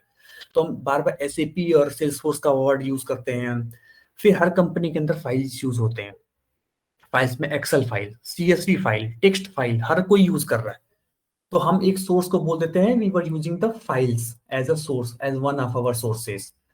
वो पूछते हैं what type of files you were using, then you can say that we were using the CSV file, the text file, plus we were using the modern files like Parquet होता है, ORC होता है, Parquet ORC हम आगे पढ़ेंगे, but word से याद रखो, Parquet बहुत ज्यादा वर्ड यूज होता है, Parquet और ORC सारे वर्ड से हम फाइल कलेक्ट करते हैं। और थर्ड जो हम बहुत ज्यादा वर्ड यूज करते हैं वो करते हैं डेटाबेस का, कि हमारे कंपनी के पास हमारे इंटरनल डेटाबेस है, उसको हम यूज कर रहे हैं एज अ सोर्स। डेटाबेस को यूज करते हैं क्योंकि जितनी भी बड़ी बड़ी वेबसाइट्स चल रही होती हैं किसी भी कंपनी का, उसके पीछे डेटाबेस होता है, तो डेटाबेस से भी हमें डेटा लेना पड़ता है हमेशा। ये तीन ही वर्ड हम नॉर्मली यूज करते हैं अपने इंटरव्यूज के प्रोसेस पे। बहुत सारे लोग आईओटी करते हैं, बट बहुत रेयर कंपनीज है जो आईओटी डिवाइस से, सेंसर से डेटा लेते हो, वो बहुत ही नीश या फिर डिफरेंट टाइप की इंडस्ट्रीज होती है, वहां तक जल्दी हम पहुंच नहीं पाते भी, तो इस एक्सपीरियंस पे नहीं जाते हैं। बट आप लोगों को क्या यूज हो रहा है, then ये प्लस पॉइंट है, यूज करो। बट एटलीस्ट ये तीन तो बेसिक आप लोगों को बताना ही है, और ये तीन रेडी करना है। इवन हम ये तीन का प्रैक्टिस भी करेंगे, हम डेटाबेस भी यूज करेंगे अपने प्रोजेक्ट में, हम फाइल्स यूज करेंगे। हमारे पास एसएपी और सेल्सफोर्स तो नहीं है, तो हम क्या करेंगे, यहाँ पे हम एपीआई यूज करेंगे। हम एपीआई कोई भी यूज कर सकते हैं, हम वेदर एपीआई यूज कर लेंगे, फ्री से मिल जाती है, या कोई भी फ्री का कोई भी एपीआई पकड़ लूंगा मैं, वो एपीआई यूज कर लूंगा। बट हाँ सॉरी, ये चौथा वर्ड भी एपीआई भी यूज करते हैं। ये चार आप लोगों को बताना ही है अपने इंटरव्यू से पहले, और ये चार बताना ही नहीं, ये चार प्रिपेयर भी करना है, क्योंकि पूछा जाता है कि एपीआई से कैसे कनेक्ट करते हैं, इसके ऊपर क्रॉस क्वेश्चन बहुत ज्यादा बनते हैं चार सोर्सेस पे। तो ये हमें रेडी रखना है फॉर द डेटा जनरेशन। अब आप लोगों के माइंड में कहीं भी डेटा जनरेशन आए, ये तुरंत ये चार चीजें हिट करनी चाहिए माइंड में। Data generation means API, our internal portal मतलब SAP Salesforce, files and database। इसके बेस पे हमारा आगे प्रोजेक्ट भी होगा। Next phase is data collection. अब डेटा कलेक्ट होता है, बहुत डेटा कलेक्ट होता है बेसिकली तीन या इसको तीन वे में बेसिकली डिवाइड करते हैं। फर्स्ट इज बैच प्रोसेसिंग, ये हमारा यहाँ पे जो है बैच प्रोसेसिंग। बैच प्रोसेस, अब इसको हम समझते हैं एग्जाम्पल से। एग्जाम्पल ऐसा होता है कि कंपनीज क्या होता है, कई बार क्या होता है कि बैच बैच नेम से ही लग रहा है इट्स अ बैच प्रोसेसिंग, मतलब जो डेटा आ रहा होगा एक पूरे बैच में आ रहा होगा। बैच में आ रहा होगा मतलब कि पीछे से डेटा, पहले का डेटा जनरेट हो चुका है तभी बैच में आ पा रहा है। इसलिए क्या होता है कि इस डील को बोलते हैं नो रियल टाइम रिक्वायरमेंट्स। जब भी हमें पूरा पूरा बैच में डेटा मूव करना हो from a raw source to our consumption layer, या फिर किसी सोर्स से अपनी स्टोरेज लेयर पे, या फिर ऐसा कोई भी चीज जहां पे रियल टाइम इन्वॉल्व ना हो, उसको बोलते हैं बैच प्रोसेसिंग। इसलिए बैच बैच में क्या आता है, बल्क डेटा आता है एक स्केड्यूल इंटरवल इंटरवल पे। जैसे कि रिपोर्टिंग जनरेट करना है। अब रिपोर्टिंग क्या होता है कि एक कस्टमर के बेस पे रिपोर्टिंग चल रहा है हमारे पास कि हमारे कंपनीज के अंदर कितने कस्टमर है। अब कस्टमर का डेटा क्या होता है कि हम किसी एक टाइम पे फेच कर लेते हैं। एक स्केड्यूल टाइम पे हमने क्या किया कि रात में 2 बजे कल के दिन में कितने भी नए कस्टमर्स आए सबको ऐड करके हमें एक बार में डेटा दे दो। क्योंकि कस्टमर का डेटा, हमें हर सेकंड तो कस्टमर बढ़ नहीं रहे होंगे, अब बढ़ भी रहे होंगे तो उसका कोई इम्पैक्ट नहीं होता हमारे ऊपर, हम चाहे तो एक बार ले सकते हैं। तो एक साथ वो पूरा बैच जनरेट होता है, वो बैच के साथ ही डेटा हमारे सिस्टम में इंजेस्ट होता है, that is called batch processing of a data. इसलिए यहाँ पे डेटा आता है बल्क में, that is one way. Next is the real time processing. Real time processing नाम से लग रहा है कि जैसे ही डेटा जनरेट हुआ वैसे ही हमने डेटा को फेच कर दिया और रेडी कर दिया अपने पास, that is called the real time streaming. For example, आप लोग अपने मोबाइल एप्लीकेशन यूज करते हो, बैंकिंग एप्लीकेशन है, अब यूपीआई यूज कर रहे हो, जैसे यूपीआई के अंदर क्या होता है, रियल टाइम प्रोसेसिंग है। जैसे ही तुमने पैसा आया अकाउंट में, ऑटोमेटिक तुमने किसी को पैसा भेजा, पिन डाला, वो बैकएंड में तुरंत पिन चेक कर लेता है कि क्या वो पिन सही है नहीं सही है। तुमने जिसके अकाउंट में पैसा डालना उसका अकाउंट चल रहा है नहीं चल रहा है, गया तो वहां से सक्सेसफुल का मैसेज आना, वो इंस्टेंट विद इन सेकंड सब कुछ सारा प्रोसेस चल रहा है। वहां पे लेट, वहां बैच प्रोसेसिंग नहीं लगा सकते कि मैं आज पैसा भेजू तो मेरे पास कल इन्फॉर्मेशन आए या 1 घंटे के बाद आए कि तुमने इसको पैसा भेजा था वो हो गया सक्सेसफुली। वो सारे प्रोसेसेस को बोलते हैं रियल टाइम स्ट्रीमिंग। हर एप्लीकेशंस, और जैसे नेटफ्लिक्स है, यूट्यूब के अंदर देखते हो कोई भी वीडियो आप लोगों ने देखा फिर बंद कर दिया, दोबारा जब लॉगिन करते हैं तो वो वहीं बता देता है कि तुमने इस पर्टिकुलर टाइम तक ये वीडियो देख लिया हुआ है, अब तुम चाहो तो यहीं से रिज्यूम कर सकते हो। मतलब रियल टाइम पे डेटा कहीं पीछे सेव हो रहा होगा कि मैंने ये पर्टिकुलर वीडियो 10 मिनट 11 सेकंड तक देखा हूँ, तो नेक्स्ट टाइम पे 10 मिनट 11 सेकंड से ही वो स्टार्ट होगा। ऐसा नहीं कि वो 0 सेकंड से स्टार्ट हो जाए। वो होता है real time streaming. Next is change data capture. इस, या फिर इसी, अब ये दो हो गए, इसी के जस्ट बाद बोल देते हैं near real time. Near real time बोलते हैं, इसी को लोगों ने दो पार्ट में चेंज कर दिया हुआ है। अगर ये दो पार्ट अलग से नहीं बोलना हो तो भी सिर्फ 3 वर्ड बोले जाते हैं डेटा कलेक्शन में, batch processing, real time and near real time. अब नियर रियल टाइम जो होता है, यहाँ पे नाम से लग रहा है नियर रियल टाइम, मतलब बैच प्रोसेसिंग से तो कम टाइम में आ रहा है बट वो रियल टाइम पे नहीं आ रहा है, it's called near real time. जैसे कि एयरपोर्ट पे गए तुम, एयरपोर्ट पे जाके तुमने अपने बैगेज चेक इन कर दिया। अब बैगेज चेक इन 10 मिनट बाद भी रिफ्लेक्ट कर सकता है तुम्हारे पास, 10 मिनट तक का इंसान वेट कर सकता है, 15 मिनट वेट कर सकता है। तो वहां पे क्या होता है, 15 मिनट का, तो ऐसा कोई भी पाइपलाइन जो 10 मिनट 15 मिनट या 20 सेकंड या 20 मिनट या 1 घंटे या 2 घंटे के टाइम पे ऑटोमेटिक जनरेट हो रहा हो डेटा, वैसे पाइपलाइंस को बोलते हैं नियर रियल टाइम प्रोसेसिंग। इसका परफेक्ट एग्जांपल आपका एयरपोर्ट है। एयरपोर्ट के मैक्सिमम जो डेटा होते हैं वो नियर रियल टाइम होते हैं, एटलीस्ट बैच वाले जो हमारे बैग वैग का जो प्रोसेस का डेटा होता है वो इंस्टेंट नहीं आता, थोड़ा टाइम लग जाता है रिफ्लेक्ट करने में कि इस बंदे ने इस बैग का, क्योंकि पीछे बैग की आईडी जनरेट हो रही होती है, पीछे बहुत सारी मैपिंग्स चल रही होती है, इसलिए वो रुक के थोड़ा प्रोसेस चलता है। वो होता है नियर रियल टाइम का प्रोसेसिंग। हम अपने कंपनीज के अंदर भी नियर रियल टाइम यूज करते हैं। जैसे कि कोई मास्टर डेटा हुआ, मास्टर डेटा मतलब ऐसा समझ लो कोई ऐसा ट्रांजेक्शन है जो हमें इंस्टेंट तो नहीं बट हाँ आधे घंटे के अंदर हमें अपने डैशबोर्ड में दिखानी है, कोई प्रोडक्ट आउट ऑफ स्टॉक हो रहा है, वो उसका इन्फॉर्मेशन 10-15 मिनट बाद भी पहुंचेगा तो फिर भी कोई इशू नहीं है। तो वैसे वैसे पाइपलाइंस को हम नियर रियल टाइम पे बेसिकली करते हैं प्रोसेस। तो अब हम आते हैं अपने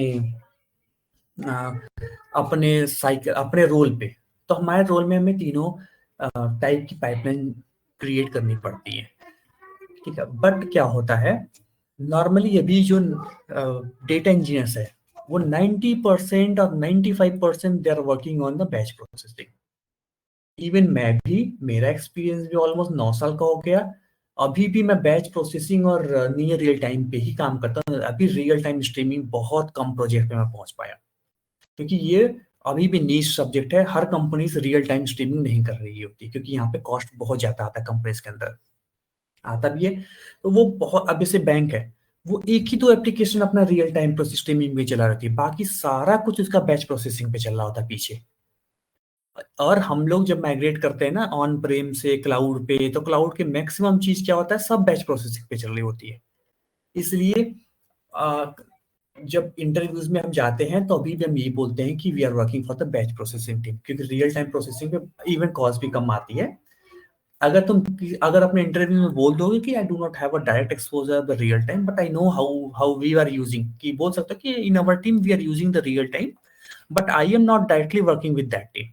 I am working as the batch processing and near real time processing. तो भी आपका हो जाएगा, वो कोई निगेटिव पॉइंट नहीं है, क्योंकि बहुत कम लोगों को मिलता है ये सब चीजें यूज करने को, ठीक है। तो अब इसीलिए जो हमारा कोर्स है, हमारे कोर्स में जो हमारा टोटल फोकस होगा वो होगा बैच प्रोसेसिंग पे, जहाँ पे हम जॉब्स क्रिएट करेंगे, बल्क डेटा पे हम प्ले करेंगे, और हम डेटा को एक स्केड्यूल करेंगे एक पर्टिकुलर टाइम पे, 15 मिनट पे, 1 घंटे पे, दिन में एक बार, हम ऐसे इसको समझेंगे। इसीलिए हम जो भी जॉब्स क्रिएट करेंगे, हमारी सारी जॉब्स बैच प्रोसेसिंग चलेंगी।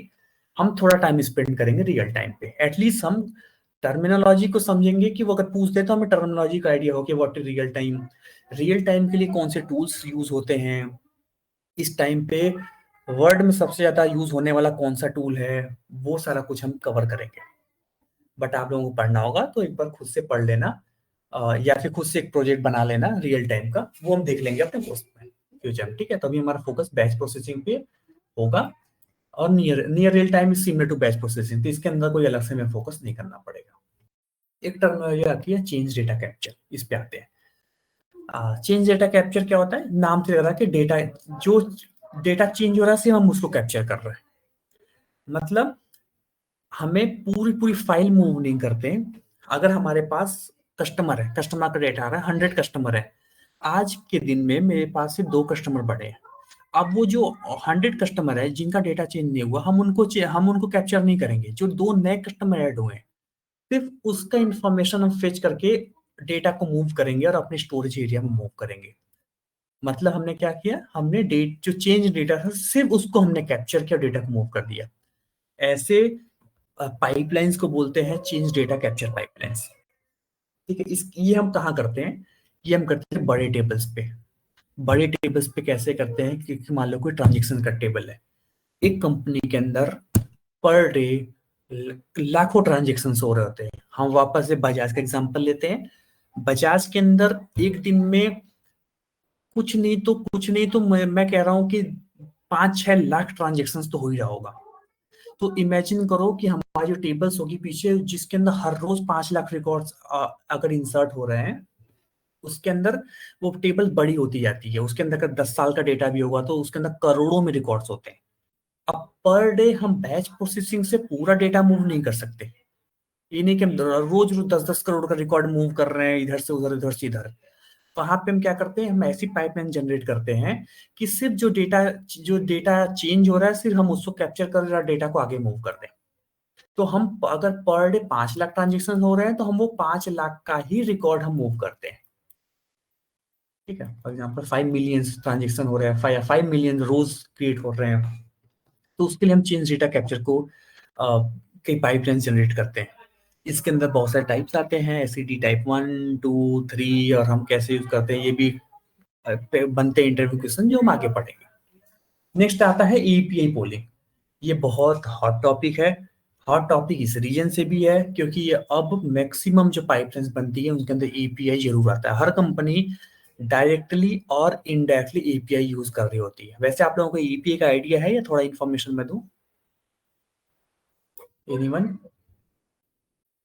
बेसिक आइडिया, बट आप बता दोगे तो ठीक रहेगा। हाँ ठीक है, मैं बेसिक आइडिया दे देता हूँ। जैसे कि हमारा रेलवे है, रेलवे का हमारा टिकट जनरेट होता है। अब रेलवे के टिकट जनरेट होता है कि अब रेलवे ने टिकट जनरेट के लिए मल्टीपल वेंडर्स को अलाउ किया है कि जैसे पेटीएम से भी आप टिकट ले सकते हो, मेक माई ट्रिप से भी ले सकते हो, गो आईपीपी से भी ले सकते हो। तो बहुत सारे वेंडर्स हैं जिनके पास एक्सेस जाना है टिकट जनरेट करने का। तो अब इंडियन रेलवे अपना सिस्टम उनको नहीं दे सकती डायरेक्ट, तो वो क्या करती है, वो एक एपीआई जनरेट कर रही है। एपीआई सिमिलर बट एक काइंड ऑफ यूआरएल दे देती है कि अगर तुम इस यूआरएल से इंटरेक्ट करोगे, वो अल्टीमेटली तुम मेरे सिस्टम से इंटरेक्ट कर रहे हो। ठीक है, तो ऐसा कोई भी सिस्टम जो होता है तो वहां पे एपीआई का रोल आता है, जहाँ पे कंपनी से यूआरएल जनरेट करके क्रेडेंशियल लेके किसी को पकड़ा देती है कि तुम्हें जो भी काम करना हो इस यूआरएल पे काम कर लेना, वो तुम्हें सारा इन्फॉर्मेशन हमसे मिल जाएगा। इसको बोलते हैं एपीआई। एपीआई बहुत टाइप की होती है, रेस्ट एपीआई, पोस्ट एपीआई, बहुत सारी की होती है। हमें बहुत ज्यादा उस पर फोकस करने की जरूरत नहीं है, क्योंकि हम नॉर्मली एपीआई जनरेट नहीं करते, हम सिर्फ कंज्यूम करते हैं। तो कंज्यूम के लिए हम नॉर्मली 2-3 वर्ड्स होते हैं, गेट हो गया, पोस्ट हो गया, ये सारे वर्ड्स हम पढ़ लेंगे, बस इतना बहुत है। बस एक दो एपीआई से हम यूज कर लेंगे। वापस से मैं बजाज की एग्जांपल लेता हूँ। मैंने पहले भी बताया था, बजाज में जैसे कि हमारे पास डेटा आ रहा है, डिलीवरी का कोई भी इंफॉर्मेशन आ रहा है।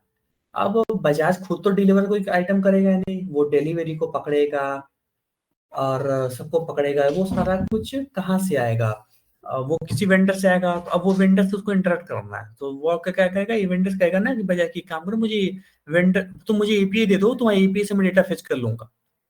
तो वो कहेगा ठीक है। तो डिलीवरी ने क्या किया, डिलीवरी ने जैसे आइटम आया, आइटम का कुछ कोड्स आता है ना हमारे पास की, ये आइटम का कोड है, ये आइटम हमारा शिप हो गया, तो वो कोड और एपीआई वो भेज देगा बजाज को। फिर बजाज क्या करेगा, अपने पास से एक पाइपलाइन करेगा, उस पाइपलाइन से उसने उस कोड को हिट किया, उसको इन्फॉर्मेशन मिल गया कि ये पर्टिकुलर प्रोडक्ट कोड है, ये प्रोडक्ट कोड हमारे आइटम हमारे इस वेयर हाउस से शिप हो गया है।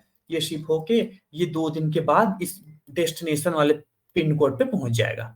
वो सारा कुछ क्या किया हमने, पाइपलाइन से हिट करके अपने डेटाबेस के अंदर इसको स्टोर कर दिया, और हमने यूजर को एक टेक्स्ट मैसेज भेज दिया कि हमने आपका आइटम डिलीवर कर दिया, 2 दिन के बाद यहाँ पहुंचेगा, पीसी वेयर हाउस तक आपका आइटम पहुंच चुका है। ये सारा कुछ क्या हुआ है कि हमने एपीआई के थ्रू कर लिया ये सारा इन्फॉर्मेशन। इसलिए एपीआई बहुत ज्यादा यूज है, क्योंकि हर कंपनी जब एपीआई यूज कर रही है डायरेक्टली और इनडायरेक्टली। ये हो गया फेज 2 हमारे डेटा का। Next is phase 3। हमने डेटा को हिट जनरेट कर दिया, सिस्टम को कनेक्ट कर दिया। कनेक्ट करने के बाद हम करेंगे क्या, अब हमें उसको कहीं स्टोर करना पड़ेगा, स्टोर करना पड़ेगा। अब हमें चाहिए होगा कोई एक स्टोरिंग का एरिया। अब हम स्टोरिंग की इवोल्यूशन को थोड़ा सा डिटेल वे में समझते हैं, क्योंकि यहाँ से हमारा अ, ये क्योंकि अगर हम स्टोरिंग की इवोल्यूशन को समझ लेंगे कि हम डेटा इंजीनियरिंग के पिछले 10-20 सालों को समझ जाएंगे, डेटा इंजीनियरिंग कैसे कैसे आगे मूव किया है। पहले क्या होता था, डेटा का साइज कम होता था और डेटा भी नॉर्मल जनरेट होती थी स्ट्रक्चर्ड फॉर्मेट में। स्ट्रक्चर्ड फॉर्मेट मतलब जैसे हमारा एक्सेल हो गया। पहले हम समझ लेते स्ट्रक्चर, सेमी स्ट्रक्चर और अनस्ट्रक्चर ये होता क्या है। स्ट्रक्चर के अंदर क्या होता है, नाम से ज्यादा स्ट्रक्चर्ड वे का डेटा, मतलब डेटा के अंदर अगर रोज और कॉलम्स ऑलरेडी हो, जैसे कि एक्सेल के अंदर होता है हमारे पास, डिवाइडेड होता है रोज एंड कॉलम्स में, उस डेटा को बोलते हैं स्ट्रक्चर्ड फॉर्मेट। सेमी स्ट्रक्चर के अंदर क्या होता है, डेटा के अंदर रोज एंड कॉलम्स तो नहीं है, बट एटलीस्ट की एंड वैल्यू से डेटा आइडेंटिफाई हो सकता है, जैसे कि जेसन का डेटा होता है, जैसे कि एक्सएमएल का डेटा होता है। कहने को स्ट्रक्चर नहीं है, बट वो कहने को सेमी, क्योंकि बट उनके की वैल्यू है, तो एटलीस्ट हम उसको स्ट्रक्चर कर सकते हैं इजीली, इसलिए उसको बोलते हैं semi structured. Unstructured data format ये होता है जैसे हम अभी इंटरेक्ट कर रहे हैं, हम जो भी बोल रहे हैं एक काइंड ऑफ वीडियो और ऑडियो में चल रहा है। वीडियो ऑडियो कुछ भी हो सकता है, ये बिल्कुल भी स्ट्रक्चर्ड नहीं है। हो सकता है मैं बीच में रुक जाऊंगा, मैं कुछ और करूंगा, इतने में वीडियो चेंज करूंगा, फिर मैंने यहाँ पेन से ड्रॉ कर दिया। तो इसका कोई स्ट्रक्चर नहीं है हमारे पूरे लेक्चर का। इसलिए जितने भी ऐसे फोटोज हैं, फोटोज का कोई स्ट्रक्चर नहीं है, इसलिए जो वीडियोज होते हैं, इमेजेस होते हैं, ये ऑलरेडी ये आते हैं अनस्ट्रक्चर्ड फॉर्मेट में। एज अ डेटा इंजीनियर्स हम जब इंटरव्यूज में आते हैं, हम हमेशा 2 वर्ड यूज करते हैं, स्ट्रक्चर और सेमी स्ट्रक्चर का। अनस्ट्रक्चर्ड डेटा पे हम वर्क नहीं करते हैं। ये बहुत नीश टीम होती है, वो जो पता नहीं कैसे वो लोग ग्राफ क्यूएल पे करते हैं, कभी मैप पाया ही नहीं इस पे काम करने। इवन मैंने भी कभी एक्सप्लोर नहीं किया अनस्ट्रक्चर्ड डेटा पे ऊपर कैसे रिपोर्टिंग करी जाती है। इसके लिए कुछ अलग लैंग्वेज होता है, मुझे भी नहीं पता। तो हम सिर्फ स्ट्रक्चर और सेमी स्ट्रक्चर पे काम करते हैं। और semi structure structure semi structure करते हैं, ये हमारे दो टाइप के होते हैं। स्ट्रक्चर सेमी स्ट्रक्चर में भी बहुत सारे फॉर्मेट्स आते हैं, जैसे मैंने 3-4 फॉर्मेट्स का नाम यूज किया अभी आप लोग सामने से। CSV फाइल हो गया, एक्सेल हो गया, और एक्सेल का टेक्स्ट फाइल हो गया। टेक्स्ट भी स्ट्रक्चर्ड में ही आता है क्योंकि टेक्स्ट के अंदर चीजें लिखी होती हैं। और जेसन हो गया, XML हो गया, ये हो गया सेमी स्ट्रक्चर्ड पे। और इस तरह का आपको पता ही है। बट एक बार मैं यहाँ पे रोकूंगा, एक बार मैं ये समझ लेता हूँ कि आप लोगों को क्या आता है और किस लेवल पे, उस हिसाब से फिर मैं आगे कंटिन्यू करूंगा। और तब मुझे थोड़ा इजी पड़ जाएगा कि मुझे किस चीज पे ज्यादा फोकस करना है और कौन से पॉइंट पे को मैं सिर्फ ऊपर ऊपर से मैं काइंड ऑफ समरी वे में मैं बता सकता हूँ। सो एक बार आप लोग बता दो कि मतलब लास्ट मुझे याद है कि you everyone are working with company more than 10 to 15 years in, not in data field but in some other field. But फिर भी एक बार मुझे बता दो कि सीक्वल की कितनी नॉलेज है, डेटा की कितनी नॉलेज है, सर्वर की कितनी नॉलेज है। सर्वर का मतलब कि OLTP server, OLAP server, data warehousing का कितना कॉन्सेप्ट क्लियर है आप लोगों का। एक बार वो मुझे एक बार क्लियर कर दो। कोई भी बोल सकता है, मैं रुक रहा हूँ। Hi. So actually, we all are from the data background only, not data exactly, but database background. So it's a mixed crowd. So mostly हमें database की knowledge तो है ही, and so आप ये मान के चलिए कि हमें SQL की and again SQL की proficiency कम ज़्यादा हो सकती है, but we all know कि SQL how SQL work and we are capable of writing the SQL queries. Proficiency हर बंदे की अपनी अलग है, and डेटाबेस की अंडरस्टैंडिंग भी अपनी के, but we all are from this background. इसके अलावा आपको क्या जानना है? इसके अलावा ये बता दो कि क्लाउड का कितना नॉलेज है, मतलब एज़्योर पे क्या यूज किया है या AWS यूज किया है तो वो कितना यूज किया है, स्टोरेज लेवल का नॉलेज है कि नहीं है, ये सारी चीज। स्टोरेज की बेसिक अंडरस्टैंडिंग। सॉरी, हाँ अभिषेक प्लीज। या प्लीज। नहीं, मैं वही कह रहा था कि इंफ्रास्ट्रक्चर साइड पे आई एम श्योर सबको बेसिक अंडरस्टैंडिंग है कि स्टोरेज क्या है Azure का और AWS का, और इंफ्रास्ट्रक्चर लाइक PaaS सर्विसेज का डेटाबेस साइड पे बेसिक आइडिया है, AWS RDS, PaaS SQL, Azure SQL, तो उन सब चीजों का तो डेफिनेटली आइडिया है। रजनीश को आप बोल रहे थे, सॉरी। हाँ ये कहते हैं बेसिक आइडिया तो है हमें, ठीक है। मतलब बट लेकिन जो अगर आपको लगे किसी चीज में ड्रिल डाउन करना है तो problem we can answer case by case. हाँ जी। हाँ ठीक है, मैं फिर कुछ टर्म्स पे मैं समरी में जाऊंगा, देन यू कैन आस्क। हाँ मतलब अब मतलब टॉपिक्स तो सारे कवर ही कर लेना, मतलब वो देख लेंगे कि कितना डेप्थ में किसको जाना है, क्योंकि जैसे हम लोग हैं, हम लोगों ने AWS में किया है काम, मतलब हम लोगों ने Azure में नहीं किया है काम, मैंने, निशान ने और पूजा ने तो एटलीस्ट। तो मतलब ये रहेगा बेसिक बेसिक। और डेटा वेयर हाउसिंग में भी ये है कि थोड़ा बहुत हम लोगों ने SSRS और उन सब पे थोड़ा बहुत आइडिया है, लेकिन डेटा वेयर हाउसिंग में हम लोगों ने बहुत ज्यादा उस तरह से काम नहीं किया है, मोस्टली OLTP सिस्टम्स पे काम किया है जो लाइव डेटाबेसेस है, मतलब ट्रांजैक्शनल वाले। तो वेयर हाउसिंग में वो सब बेटर रहेगा if you cover all those things की फैक्ट्स, डायमेंशंस और वो SCD, वो जो slowly changing dimension and everything, वो सब है। ठीक है। And I see one other person as well, so you can ask from them as well.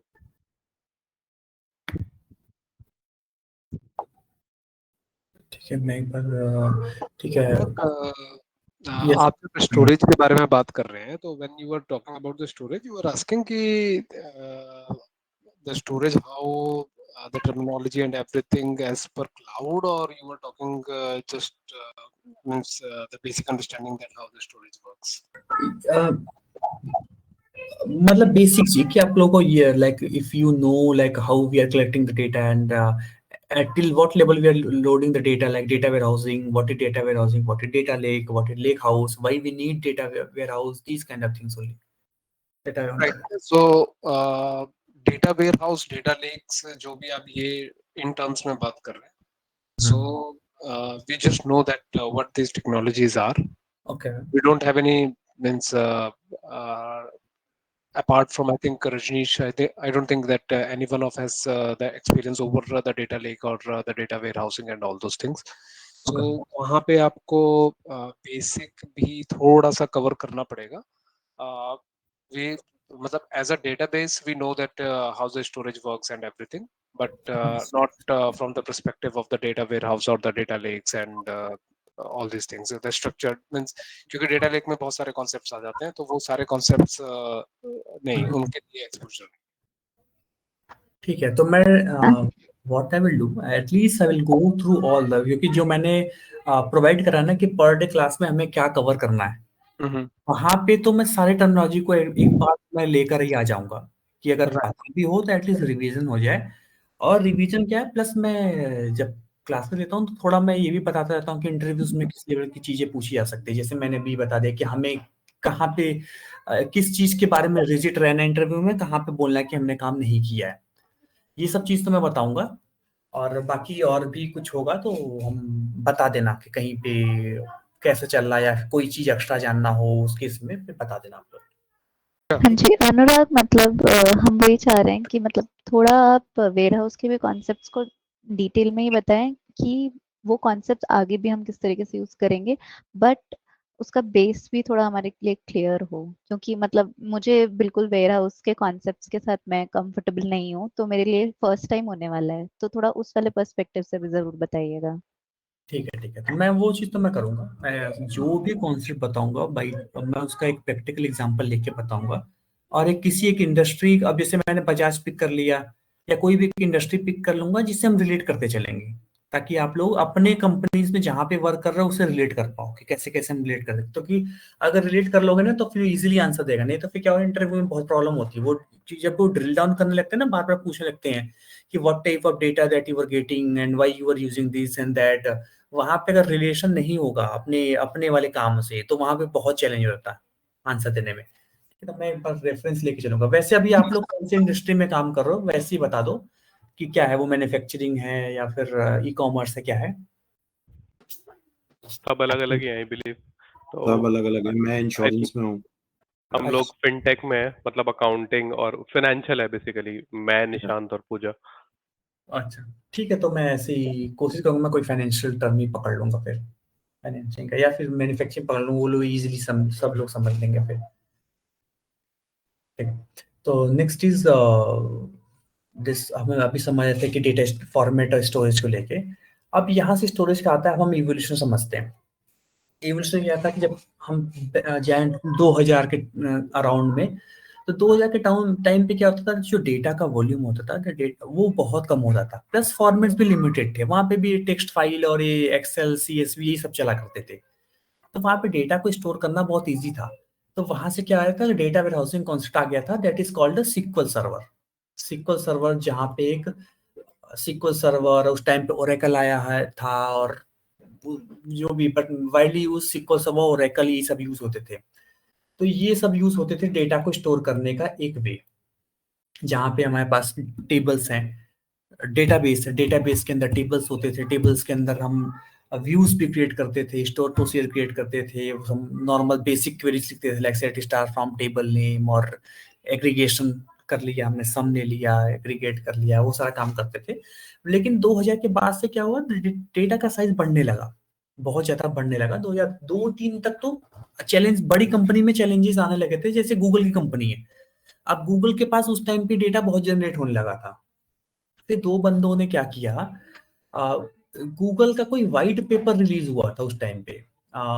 उस वाइट पेपर को यूज करके दो बंदों ने वे, मतलब डेटा को स्टोर करने का एक वे जनरेट किया कि हम डेटा को स्मॉल स्मॉल पार्ट्स में डिवाइड करके और फिर हम उसको किसी पॉइंट पे स्टोर करते, किसी स्टोरेज, किसी लोकेशन पे. जैसे कि जैसे हम अपने लैपटॉप में है, हम अपने लैपटॉप में मल्टीपल फाइल्स क्रिएट करके डेटा को रख सकते हैं. C ड्राइव हो गया, हमारा D ड्राइव हो गया, मैं उसमें 5 फाइल बना दूं .csv की और स्टोर कर दूं. फिर जब हम ऊपर से डेटा क्वेरी करें तो पांचों फाइल्स एक साथ मर्ज होकर हमें डेटा क्वेरी हो. तो ये कॉन्सेप्ट 2003-4 में आ गया था. तो वहां से कॉन्सेप्ट आया डेटा को लॉजिकली डिवाइड करना और फिर उस डेटा को स्टोर करना. जहां से 2003 में हडूप का कॉन्सेप्ट आया मार्केट में. हडूप बहुत तेज फेमस हुआ 2003 से 2005-6 के टाइम पे. हर कंपनी, चाहे वो फेसबुक थी उस टाइम पे, चाहे वो गूगल थी, चाहे वो उस टाइम पे याहू हुआ करती थी, अमेजोन थी, सब ने हडूप पे अपने आप को स्विच मारा। बट हडूप के साथ चैलेंजेस थे, बट चैलेंजेस जो भी थे, बट एटलीस्ट हडूप के साथ ये हो गया एडवांटेज कि एक कॉन्सेप्ट आया that is called the distributed way of storing the data. मतलब डेटा को डिस्ट्रीब्यूट करो फिर स्टोर करो। अब डिस्ट्रीब्यूट करो तो यहाँ से बैकएंड में मल्टीपल, अब जैसे सीखतो सर्वर के अंदर पीछे सर्वर एक होता था हमारे पास और प्रोसेसिंग भी एक के ऊपर चलती थी, इसलिए अब ये स्लो होने लगा बड़े डेटा पे। बट वो सारे जो इसके साथ जो प्रॉब्लम्स थे, वो सारे प्रॉब्लम्स को रिजॉल्व किया हडूप ने। हडूप ने क्या किया, डेटा को डिस्ट्रीब्यूट किया छोटे छोटे पार्ट्स में, 150 एमबी या 200 एमबी या 500 एमबी में स्मॉल स्मॉल चंक्स पर डिस्ट्रीब्यूट किया। डिस्ट्रीब्यूट करके डेटा को स्टोर कर दिया किसी स्टोरेज पे। अब ये स्टोरेज मल्टीपल मशीन्स पे, अब एक सर्वर था यहाँ पे मल्टीपल स्टोरेज आने लगे, हर स्टोरेज पे फाइल्स जाने लगी। यहाँ से ऐसे करके अब एक ही फाइल अगर 3 अलग अलग स्टोरेज पे जाएंगी तो यहाँ से कॉन्सेप्ट आया that is called Meta data. अब हडूप को कैसे पता चलेगा कि कस्टमर की फाइल ये 3 सर्वर पे गई है, वो 3 सर्वर को कैसे ये क्वेरी करेगा उसके ऊपर। तो यहाँ से क्या हुआ, एक मेटा डेटा का कॉन्सेप्ट आया कि हम एक सर्वर के ऊपर हम क्या करते थे, पूरा मेटा डेटा स्टोर कर लेते थे कि फाइल्स क्या है। मेटा डेटा का कॉन्सेप्ट सिंपल सा है कि कौन से फाइल्स में क्या कॉलम है, कितने आईडीज का डेटा है। अगर इसे मान लो कि हमारे पास 50 कस्टमर है, हमने 5 फाइल बनाई है, सो 1 to 10 एक फाइल बनी, 11 to 20 एक फाइल बनी। तो फाइल 1, फाइल 2, फाइल 3, फाइल 1 हमने यहाँ रख दिया, यहाँ पे फाइल 1 है, यहाँ पे 2 है, यहाँ पे 3 है। वो सारा का एक मेटा डेटा हम यहाँ मेंटेन कर देता है। यहाँ पे पता होता था कि ID 1 का डेटा यहाँ पे है, ID 3 का डेटा फाइल 3 में गया है, स्टोरेज 3 में। ये सारा कॉन्सेप्ट हडूप के साथ आया था। बट चैलेंजेस क्या थे हडूप के साथ, हडूप चलता था जावा लैंग्वेज पे उस टाइम पे। अब जावा लैंग्वेज बहुत हार्ड था, मतलब किसी को आता ही नहीं था उस टाइम पे हार्ड, क्योंकि अब उस टाइम पे लैंग्वेज का इतना इवोल्यूशन भी नहीं हुआ था, तो इतना इजी कॉन्सेप्ट भी नहीं होता था। प्लस जावा का तो और नहीं था कॉन्सेप्ट, इसलिए बहुत कम लोग इस पे ऊपर काम कर पाते थे हडूप पे जावा यूज करके। फिर चैलेंज आया, अब आपको पता चैलेंज आएगा तो उसका फिर सॉल्यूशन आएगा। इसके ऊपर फिर से मल्टीपल टूल्स आने लगे, जैसे कि हाइव आप लोगों ने बहुत सुना होगा, दैट इज हाइव आ गया। और हाइव के साथ साथ पता नहीं कौन इसको, मतलब ऐसा समझो कि 2004 से 2009 के बीच में 100 से 150 से ज्यादा 200 से टूल्स एंड टेक्नोलॉजीज आ गई। सब टूल्स क्या करती थी, पीछे तो हडूप है, हडूप के ऊपर वो अपना काम करती थी, जो भी काम है वो करके पीछे हडूप को भेजती थी, फिर हडूप के पीछे अपना प्रोसेस चलता था। हडूप को कोई भी चीज को प्रोसेस करना पड़ता था तो हडूप के पीछे काम चलता था मैप रिड्यूस का। हम बहुत ज्यादा नहीं पढ़ेंगे हडूप के बारे में, और हडूप के बारे में पढ़ने का कोई मतलब भी नहीं है, क्योंकि अब हडूप ज्यादा यूज होता ही नहीं है, हर कोई माइग्रेट कर चुका है स्पार्क के अंदर। बट टर्म पता होना चाहिए, मैप रिड्यूस टर्म बहुत ज्यादा यूज होता है हडूप। प्लस ये पता होना चाहिए कि हडूप से डिस्ट्रीब्यूटेड कॉन्सेप्ट आया है, क्योंकि अभी भी कंपनीज के अंदर डेटा हडूप फॉर्म में ही यूज होता है। अभी भी जैसे मैं हूँ बैंकिंग में फॉर एग्जाम्पल, तो बैंक आज भी पूरा डेटा हडूप पे रखी हुई है, भले उसके ऊपर वो स्पार्क यूज करके स्पार्क और डेटाब्रिक्स यूज कर रही है, उसको प्रोसेस कर रही है, बट डेटा अभी भी उनके पास डिस्ट्रीब्यूटेड वे में हडूप के फॉर्मेट में पड़ा होता है, और ऊपर हाइव अभी भी उनके पास चल रहा होता है। इसलिए ये पता होना चाहिए कि हडूप क्या होता है, एक डिस्ट्रीब्यूटेड वे होता है डेटा को स्टोर करने का, जो कि मैप रिड्यूस टर्म को यूज करके डेटा को प्रोसेस करता था। अब मैप रिड्यूस मतलब जावा की प्रोग्राम करती थी map reduce. Map reduce 2 word का कॉम्बिनेशन है। मैप मीन्स फिल्टर करना, रिड्यूस मीन्स प्रोसेस करना। इसको अगर मैं क्वेरी के टर्म में समझाऊं तो एक सिंपल सा क्वेरी अपने दिमाग में ले लो सिक्वल का, कि select sum of sales amount from sales table where year is greater than 2020। मतलब कि हमें अपने कंपनीज के अंदर कितना सेल्स चल रहा है 2020 के बाद में हर कस्टमर का, इसका हमें एनालिसिस करना है।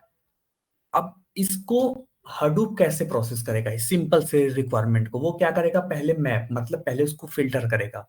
हमारे केस में फिल्टर क्या है, ईयर इज ग्रेटर देन 2020। तो पहले मैप क्या करेगा, मेटा डेटा से जाके स्टोरेज में ढूंढेगा कि वो डेटा मुझे दे दो जो 2020 बाद के सारे डेटा है। वो पहले डेटा कलेक्ट करेगा, फिर उसके ऊपर रिड्यूस करेगा, मतलब अब इसके ऊपर मैं शायद उल्टा बोल रहा हूँ, map map map reduce, reduce का मतलब शायद फिल्टर होता है, हाँ ये फिल्टर होता है, मैप मतलब उसके ऊपर ऑपरेशन रन करना, कुछ ऐसा था, मैं वो वापस देख लूंगा। फिर उसके ऊपर फिर ऑपरेशन चलता है, नहीं फिर रिड्यूस होता है, सॉरी, मैप का मतलब फिल्टर होता है, रिड्यूस का मतलब होता है उसके ऊपर ऑपरेशन चलाना। ऑपरेशन क्या है, हमें सम लेना है सेल्स अमाउंट का फॉर एवरी कस्टमर, वो सारा काम हम रिड्यूस से करते थे। यही अब ये चीज को इम्प्लीमेंट करना जावा में बहुत टफ है, क्योंकि सिक्वल में मैंने एक लाइन में आप लोगों को बता दिया, select customer comma sum of amount, sum of sales amount from table, जहां पे हमने ग्रुपिंग कर दिया कस्टमर का। कितना इजी है सिक्वल पे, बट ये काम जावा में इजी नहीं था, वो भी 2003-4 में तो बिल्कुल भी इजी नहीं था। इसलिए टूल्स एंड टेक्नोलॉजीज आने लगे जो कि on top of Hadoop work करती थी, जैसे कि हाइव आया। अब हाइव क्या बोलता था कि जिसको जिसको जावा नहीं आ रहा तुम मुझे यूज कर लो, मेरे अंदर तुम सिक्वल की क्वेरी लिखो, वो सिक्वल क्वेरी हम ऑटोमेटिक कन्वर्ट करेंगे जावा में, हम उसके पीछे मैप रिड्यूस चला के और आपको रिजल्ट दे देंगे, ठीक है। ऐसे ही हाइव आया, हाइव के बाद स्कूप आया, ईटीएल अपने चलते थे, उसके बाद इसके साथ भी चैलेंजेस थे, खूब चैलेंजेस थे, क्योंकि अभी भी हडूप भी स्लो है। स्लो क्यों है, क्योंकि सिक्वल कन्वर्ट होगा जावा में, फिर जावा प्रोसेस होगा, तो फिर पूरी पूरी प्रोसेस चलती पीछे, तो ये भी स्लो था, इसलिए फिर चैलेंजेस आने लगे, प्लस इजी नहीं था, हर डेवलपर काम नहीं कर सकता था।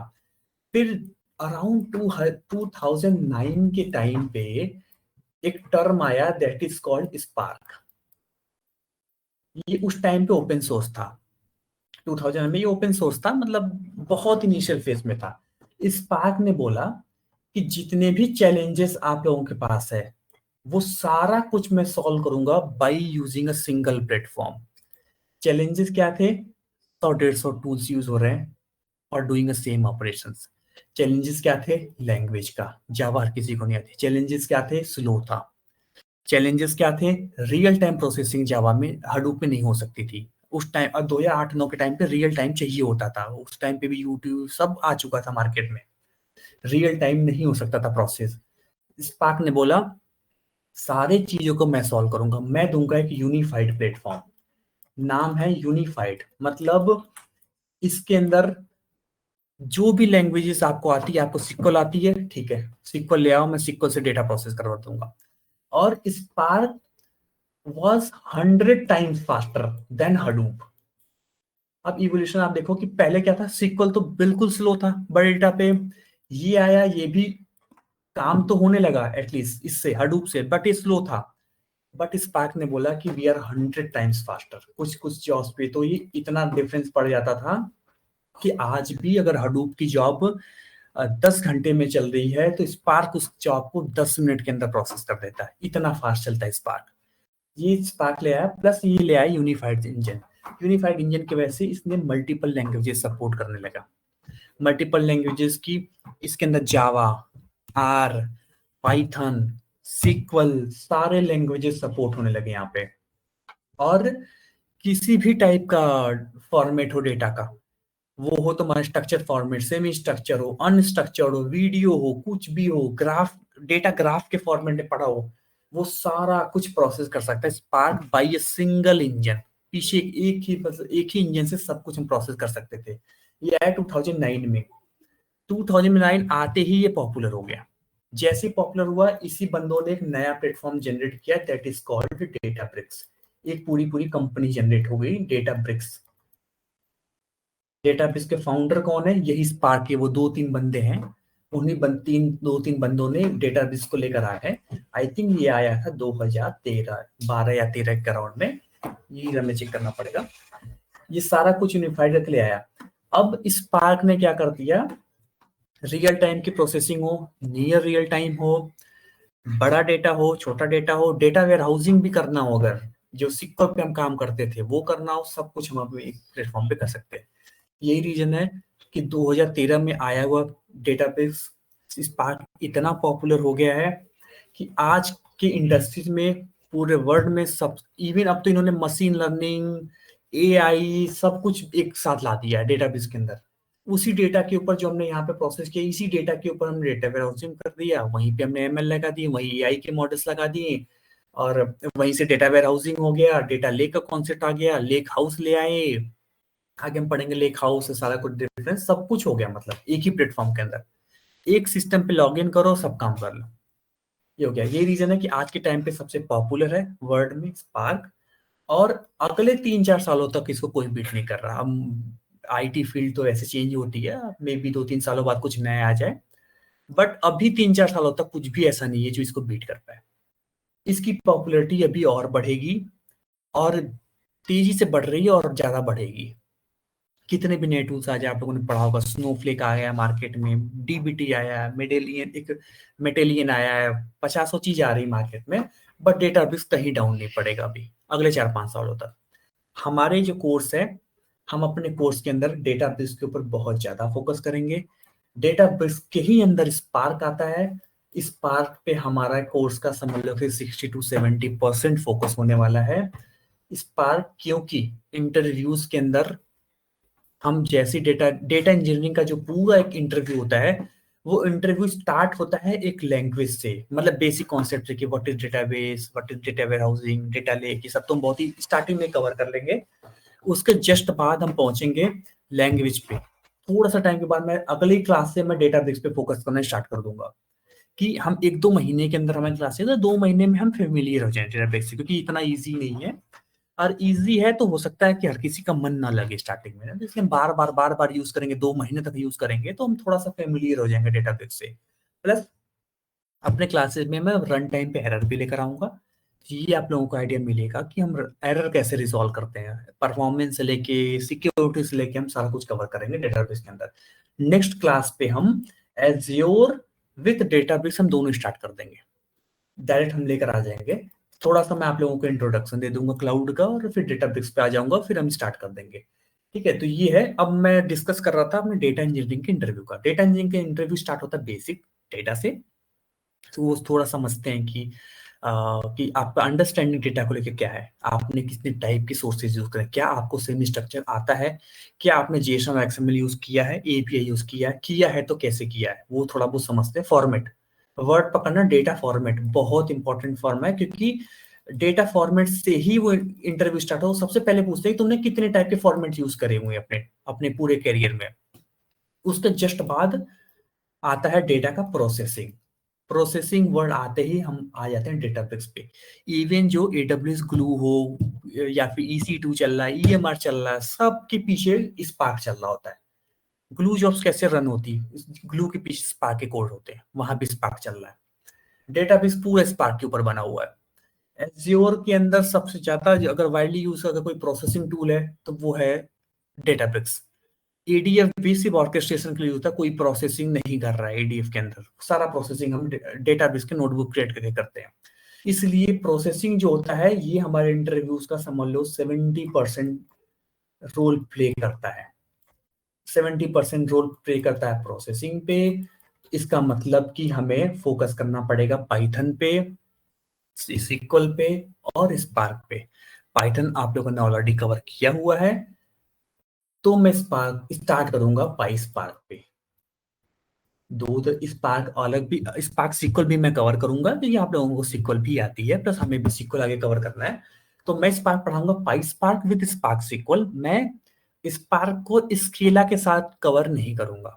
स्केला एक टोटल डिफरेंट लैंग्वेज है, बट हाँ अगर आपको पाइथन आता है तो आप लोग स्केला कर लोगे। वैसे जो डेटाब्रिक्स है ना, ये पूरा प्लेटफॉर्म बना है स्केला लैंग्वेज के पीछे।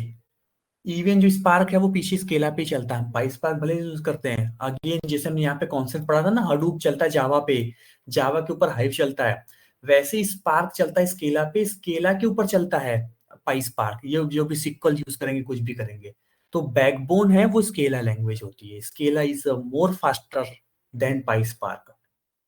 इसलिए जो बैंकिंग एप्लीकेशंस होते हैं वो पाइस्पार्क यूज नहीं करते, वो हमेशा स्पार्क यूज करते हैं स्केला के साथ, क्योंकि वो कहते हैं कि जो आपका कन्वर्जन में टाइम लगेगा उससे हमारी बैंकिंग के एप्लीकेशन स्लो हो जाएंगे, क्योंकि रन एप्लीकेशन फोन के एप्लीकेशन जो बैंकिंग एप्लीकेशन होते हैं बहुत फास्ट चलाने पड़ते हैं। तो वो इतना भी गैप नहीं देते हैं कि पाइस्पार्क को स्केला में कन्वर्ट करके फिर हमें उसके ऊपर कोई प्लेटफॉर्म चलाना पड़े। वो डायरेक्ट स्केला यूज कर सकते हैं, हर बैंकिंग कंपनी में स्केला यूज होता है। बट अब नॉर्मली पीपल मतलब हर कोई अपग्रेड कर रहा पाइस्पार्क में, क्योंकि पाइथन भी इवन जो हमारा 2025 होने वाला है, 2025 is the year of Python, क्योंकि अब जो नया पाइथन आ रहा है अब मुझे 100% देखो नहीं पता, बट अब ऐसा बोला जा रहा है कि पाइस्पार्क की परफॉर्मेंस स्पार्क विद स्केला को बीट कर रही है, इसलिए पाइस्पार्क वापस से बहुत ज्यादा पॉपुलर हो रहा है। अगर स्केला आपको नहीं आता तो कोई दिक्कत नहीं, पाइथन आपको टोटल हेल्प करेगा डेटा इंजीनियरिंग के वर्ल्ड में, ठीक है। और प्रोसेसिंग पे 70% टाइम होता है। देन फाइनल होता है कि हम डेटा को बेसिकली प्रोसेसिंग के बाद जो एनालाइज करते हैं ना, एनालाइज के अंदर जब हम डेटा को बेसिकली स्टोरेज का एरिया जो होता है कि स्टोर कैसे करते हैं, जिसके अंदर हमारे पास आता है middle architecture, data warehousing का कॉन्सेप्ट, इसके ऊपर हमारे इंटरव्यू का एटलीस्ट 20% रोल होता है। ये 10% मान लो इंट्रोडक्शन और ब्ला ब्ला ब्ला, ये 10% ये है हमारे। अब कोई भी इंटरव्यू उठा के यूट्यूब से देख लेना, देखना ऑलमोस्ट आपको यही वेटेज मिलेगा इंटरव्यू का। इसी वेटेज पे हमारा कोर्स डिजाइन है। इस वेटेज में थोड़ा बहुत अप डाउन हो सकता है, किसी कंपनी में हो सकता है 60% प्रोसेस कर रहे हो, किसी में स्टोरेज पे ज्यादा फोकस होगा, किसी में या फॉर्मेट पे ज्यादा फोकस होता है, 10-5% का प्लस माइनस हो सकता है, बट अल्टीमेटली यही होता है वेटेज इंटरव्यू का, ठीक है। यहाँ अब हम वापस से आते हैं अपने डेटा पे। ये हो गया इवोल्यूशन डेटा का, कि ये ऐसे ऐसे हमारा पूरा इवोल्यूशन चला पिछले 20-25 सालों में। क्यों मैंने बताया? बिकॉज ऑफ डेटा फॉर्मेट, क्योंकि हर वे पे डेटा का फॉर्मेट चेंज हुआ है या अपग्रेड हुआ है। यहाँ पे डेटा का फॉर्मेट सिंपल था, बट यहाँ पे डेटा का जो फॉर्मेट आया है that is the optimized format. Optimized format में दो वर्ड्स होते हैं, that is called ORC and पार्के।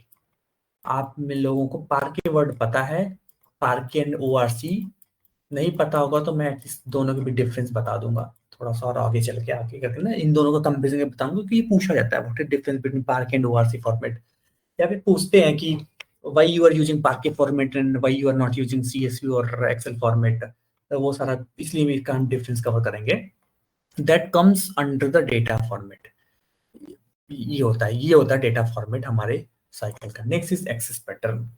डेटा स्टोरेज में एक्सेस पैटर्न आता है next part, means right solution depends on how the data will be accessed.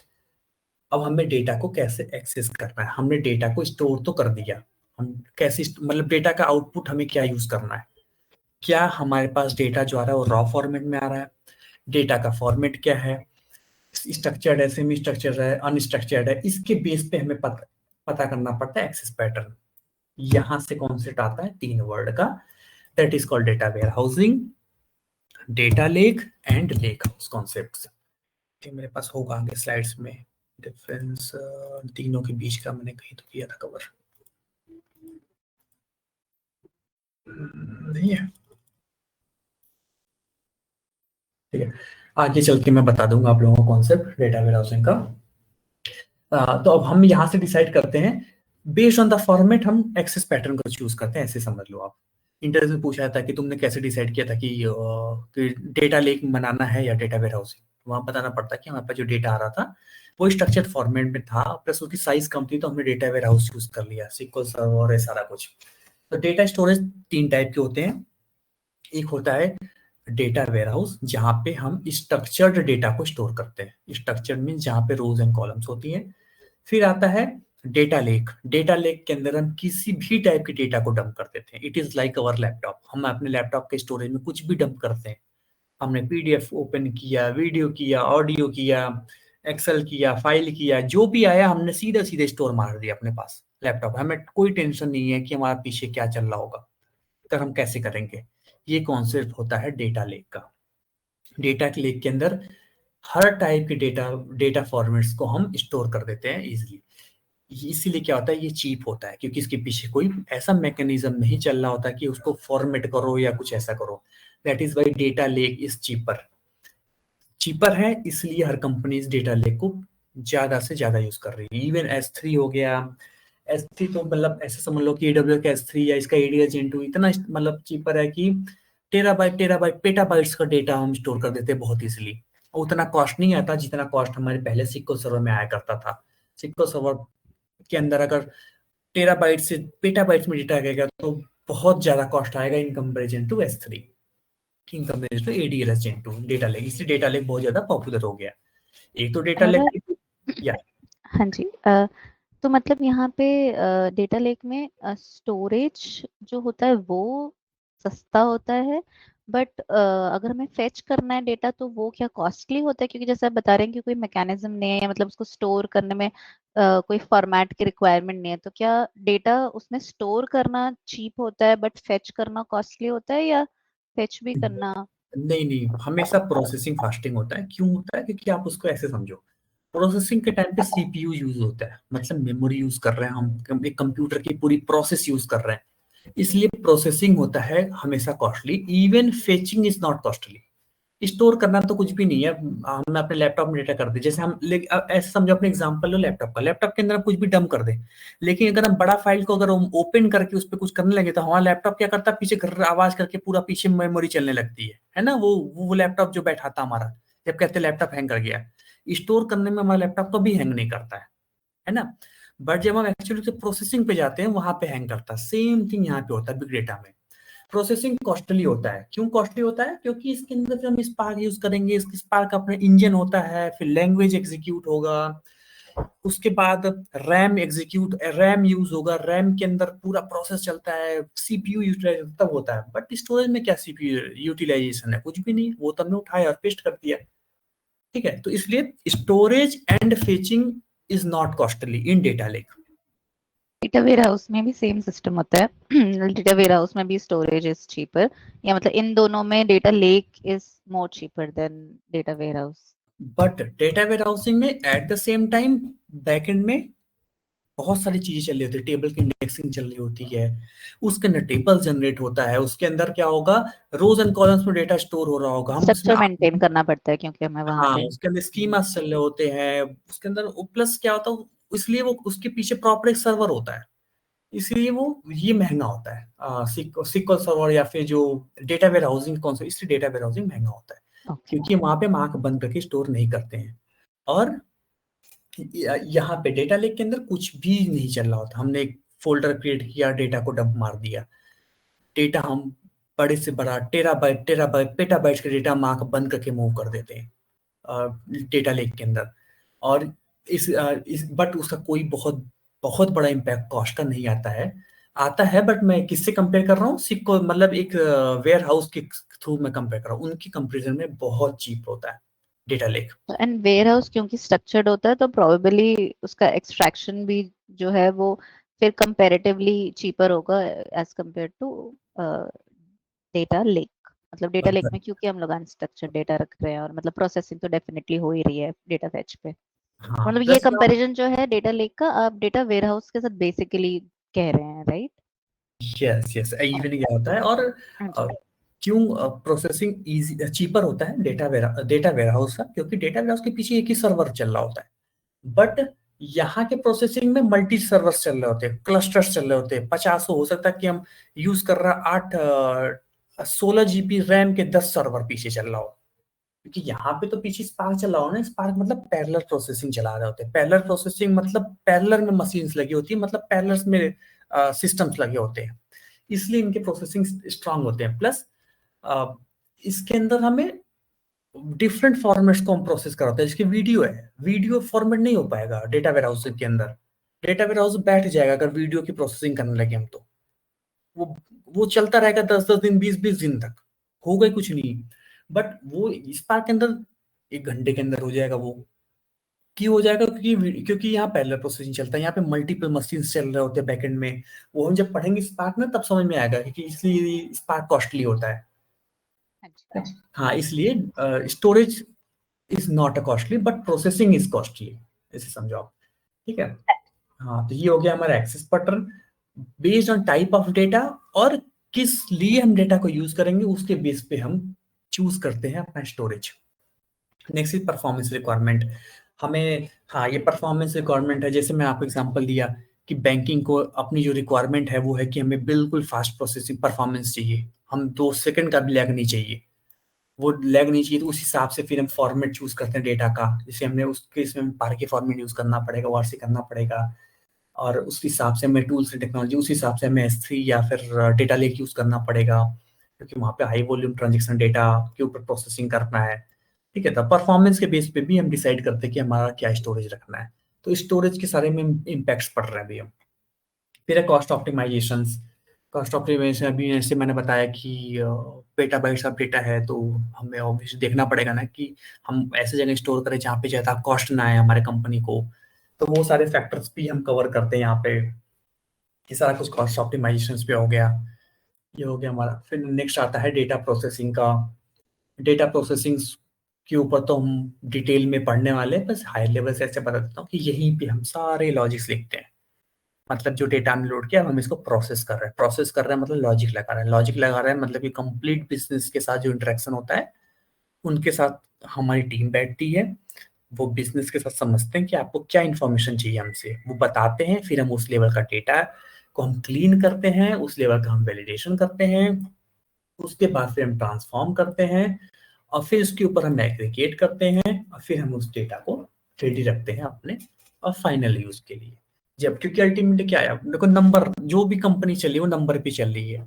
Number मतलब या तो सेल्स का नंबर होगा या हम कुछ नंबर के बेस पे फोरकास्टिंग कर रहे होंगे, कोई भी नंबर ही चल रहा होगा और हम क्या ही प्रोसेस करेंगे। किस फोरकास्टिंग या कुछ भी कंपनी कर रही होगी तो नंबर के बेस पे ही करती है। वो सारे एग्रीगेशंस कैलकुलेशन चल रहे होते हैं किसी किसी नंबर्स पे, किसी सेल्स नंबर पे या कस्टमर पे, काउंट पे, एवरेज पे, सब पे चल रहे होते हैं। सारा प्रोसेस चलता है कस्टमर का। यही वो कोर पॉइंट है जहाँ पे हमें लैंग्वेज का यूज पड़ता है।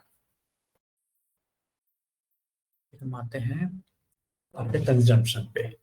अब लॉजिक लगा देंगे, अब हमें उस डेटा को सर्व करना है बिजनेस को कि बिजनेस पे कोई भी एक्शन ले पाए। तो अब वहां पे हम रिपोर्ट जनरेट करते हैं, डैशबोर्ड्स बनाते हैं। डैशबोर्ड जो मैंने आप लोगों को स्टार्टिंग में बताया था, रिपोर्ट जनरेट करना by using power BI anything. वहां पे हम बिजनेस BI के डैशबोर्ड जनरेट करते हैं और वहीं पे हमारा सेल्फ सर्विस एनालिटिक्स आता है, ML मॉडल्स रन करते हैं और ऑपरेशनल एनालिटिक्स चलती है। नेक्स्ट इस गवर्नेंस आप लोगों को बताया था मैं रिगार्डिंग द सिक्योरिटी।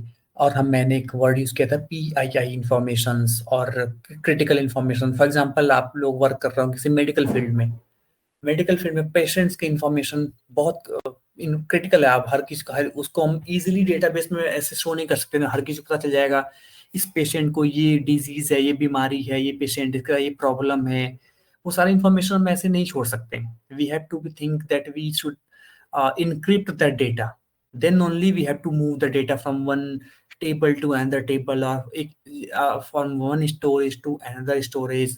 तो ये सारा इंफॉर्मेशन, ये सारी सिक्योरिटी, जो प्राइवेसी होती है कंपनीज की, कंप्लाइंस, सारा कुछ हम मेंटेन करते हैं इनटू डेटा गवर्नेंस। ये वर्ड आप लोग क्या रखना, कई बार इंटरव्यू पूछा था what do you mean by data governance. तो हमें डेटा गवर्नेंस में हम यही बोलते हैं कि हमें डेटा का लीनिएज, मतलब डेटा कहाँ से कहाँ मूव कर, नाम से लगना गवर्न करना डेटा को। तो how the data is getting govern means data कहाँ से आ रहा है और कहाँ पे जाके यूज हो रहा है। कि जैसे कि किसी फाइल से डेटा आ रहा है और वो फाइल से डेटा हमारे डेटा लेक पे आया, मतलब S3 पे आया या फिर ADLS पे आया। ADLS से आके हमने उस डेटा के ऊपर स्पार्क की जॉब चला के हमने उस डेटा को लोड किया किसी टेबल्स में। उस टेबल से हमने रिपोर्ट जनरेट करी, उस रिपोर्ट को हमने शो किया है किसी यूजर के साथ। ये जो एंड टू एंड फ्लो होता है ना, that is called data lineage and cataloguing. तो डेटा गवर्नेंस के अंदर हम पूरे लीनिएज से लेके हर लेवल पे किसको किसको एक्सेस है, ये कौन एक्सेस कर सकता है, ये कौन एक्सेस कर सकता है, ये यूजर कौन है जिसके पास हमने अपने डेटा का एक्सेस दिया है, ये टोटल सिक्योरिटी जो होती है, ये total access control data governance के अंदर आता है। प्रीवियसली जैसे मैंने बताया कि डेटा स्टोर तो किया हमने, कहीं हमने कोई प्राइवेट इंफॉर्मेशन तो नहीं लीक कर रहे हैं, किसी का आधार कार्ड, पैन कार्ड, कोई पेशेंट इंफॉर्मेशन, ऐसा कुछ तो हम नहीं हमने ओपन छोड़ा हुआ है कि कोई भी एक्सेस कर ले। सैलरी का डेटा हो, वो सारा कुछ प्राइवेसी मेंटेन करना, प्लस क्वालिटी मॉनिटरिंग की हम जो डेटा यहाँ पे आया है क्या वो सही फॉर्मेट में यूजर तक पहुंचा या नहीं पहुंचा। ये डेटा क्वालिटी, ये मॉनिटरिंग भी डेटा गवर्नेंस के अंदर में आता है। ये टोटल 6 फेजेस होते हैं हमारे डेटा के।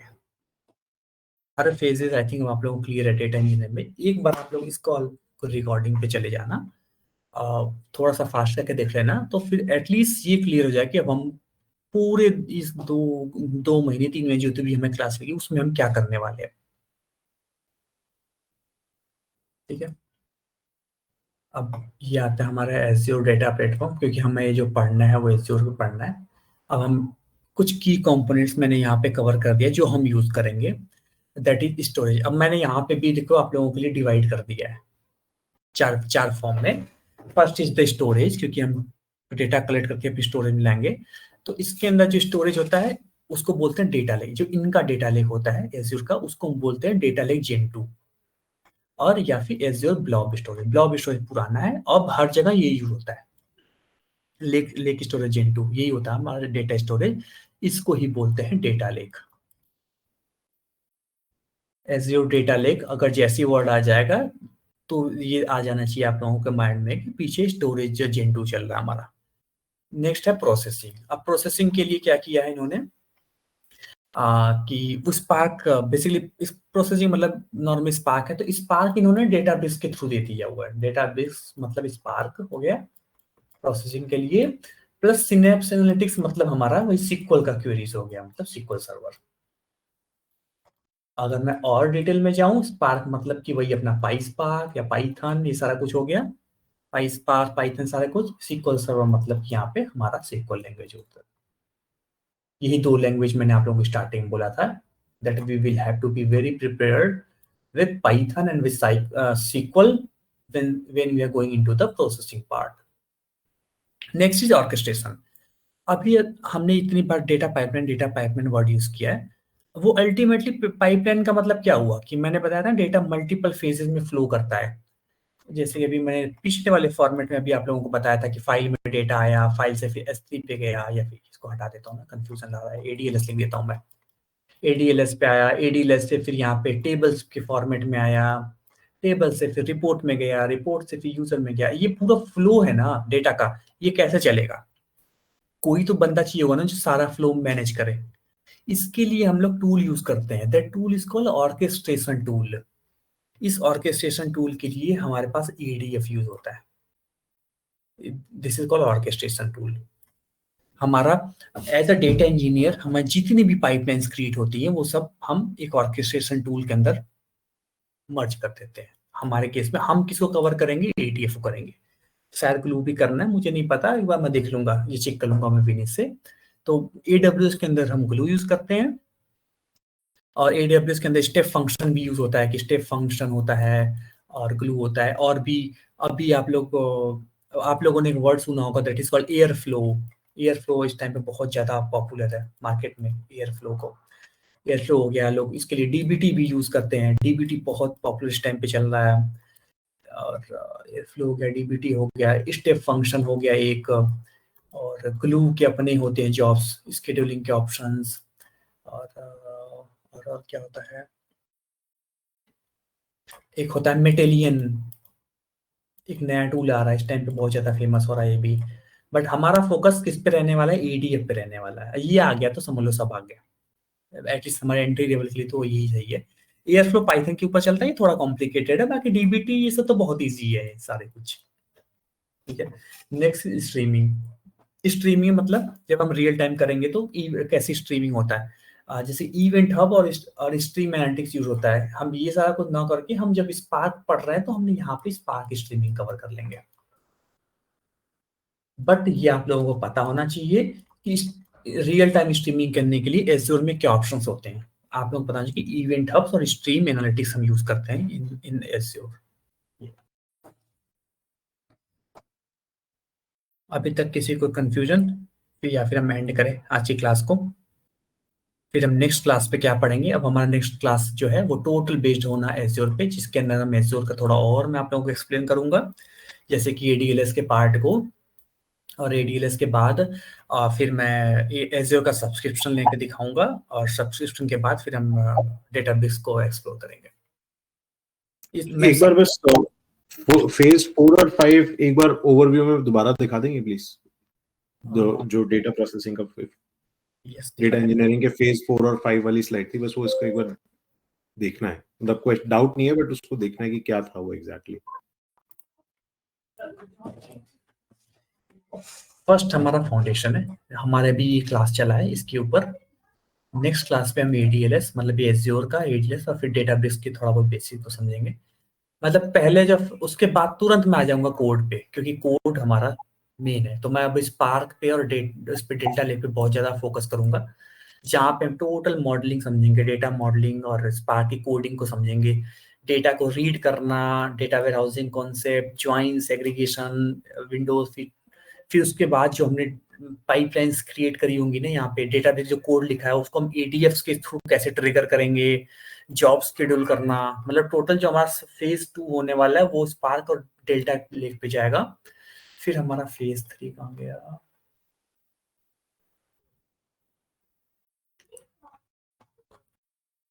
फिर फेज 3 पे, सॉरी एडीएफ जो है ना हमारा फेज 3 पे आएगा, क्योंकि कोडिंग के बाद खत्म हो जाएगा फेज 2। फेज 3 पे हमारा एडीएफ चलेगा, एडीएफ और इंजेक्शन, जहाँ पे हम एडीएफ को समझेंगे और इसी के अंदर हम पूरा एंड टू एंड जॉब को शेड्यूल करना, लॉगिंग करना, अलर्ट करना, मतलब जो हमने कोड लिखा होगा ना ये ऊपर, ये सारा कोड को हम रन करेंगे यहाँ पे फेज 3 में। ठीक है, बस उसके बाद जब ये कोड हमने रन कर लिया, बस उसके बाद से तो हमारा फेज 4 आएगा, जहाँ पे हम एक पूरा end to end project build कर देंगे रिपोर्टिंग तक में, डेटा लोड करने से लेके लास्ट के रिपोर्टिंग तक को विद पावर बीआई की, पावर बीआई से कैसे करके एक छोटा सा रिपोर्ट बनाने से लेके सब कुछ हम कवर कर देंगे फेज 4 में।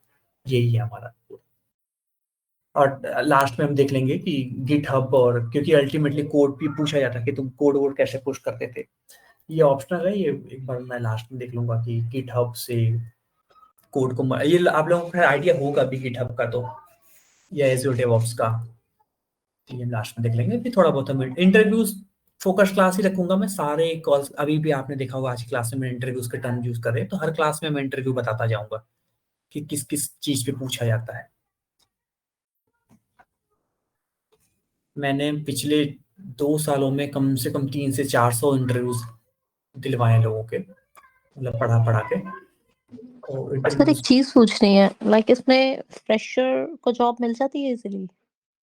फ्रेशर का थोड़ा चैलेंज है इसमें, नहीं मिलता ना, फ्रेशर का नहीं तो मैं दिखाना पड़ेगा। अभी जो तुम एग्जिस्टिंग जॉब कर रही हो, अभी तुम हो जॉब में ना, अभी तुम्हारा क्या एक्सपीरियंस है? हाँ मेरा डाटा साइंस का एक्सपीरियंस है। सॉरी कितने का? डाटा साइंस और एआई का। डेटा साइंस का है ना, तो हाँ तो ठीक है, उसी एक्सपीरियंस को बोल देना डेटा इंजीनियरिंग में, और बता सकते हैं, क्योंकि एटलीस्ट मैं तो कहूँगा 4 साल 5 साल दिखा के ही जाना डेटा इंजीनियरिंग में, नहीं तो पैसा भी नहीं मिलेगा, वो फिर वो यूजलेस है। मतलब इतना खैर ये है कि and by end of this complete course इतना हो जाएगा आइडिया तुम्हारे पास कि तुम 3 साल 4 साल 5 साल का लेवल का झूठ बोल के कॉल मतलब ले सकती हो, बोल सकती हो कि हाँ मुझे इतना आता है, क्योंकि यार इतना ही हर कोई काम करता है जितना हमने इसमें कवर किया, वो 3 साल का बंदा हो या 5 साल का या फ्रेशर हो, वो अल्टीमेटली इतना ही बहुत है।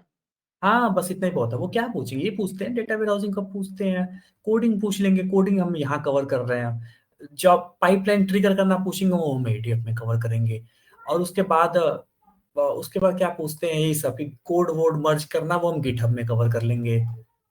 बेसिक कॉन्सेप्ट तो हम करते ही रहेंगे, बेसिक तो हो ही जाता है। बाकी ये अभी मैंने जो बताया था तो इसमें पाइथन और एसक्यूएल भी आप कवर करोगे दोबारा से, लाइक एक ब्रीफ दोबारा से दोगे?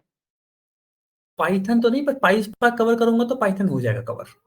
पाइस्पार्क सिमिलर है। सीक्वल का मुझे आइडिया नहीं है, मैं पूछ लूंगा भी इससे, नहीं होगा तो मैं कर दूंगा कवर, क्योंकि मैं सीक्वल का वो कवर करूंगा जो मैं स्पार्क के साथ यूज करूंगा, इस सीक्वल का व्यूज और स्पार्क सीक्वल तो मैं करूंगा कवर। और हाँ इतना कर सकता हूँ कि मैं डेटा वेयर हाउसिंग का जो मैं एक लूंगा ना क्लास, उसके अंदर मैं थोड़ा बहुत सीक्वल कवर कर दूंगा, जैसे ज्वाइन, सेग्रीगेशन, विंडोज, ये सब तो कवर करना ही है हमें। तो जब मैं इसका पढ़ाऊंगा ये मैं, बट ये है कि ये स्पार्क के साथ कवर करना, पाइस्पार्क के साथ, उस टाइम पे मैं कोशिश करूंगा सीक्वल भी बता दूं, सेम कोड को सीक्वल के अंदर कैसे कितने टाइम तक का कोर्स है सर ये? 2-2 घंटे का है रोज का, आई थिंक। कितने क्लास है? अच्छा डेली क्लास होगी इसकी? नहीं, वीकेंड बैच है, तो 16 क्लासेस हैं टोटल, 2-2 घंटे का। तो 2 महीने 3 महीने मान लो कि 3 महीने में तुम इंटरव्यू लेवल की रेडी हो जाओगी। ओके ठीक है। ओके फिर मैं स्टॉप शेयर करता हूँ। फिर then bye everyone, then see you tomorrow again. Thank you so much. Okay, thank you. Thank you so much. Thank you, Anurag. Thanks. Thank you. है।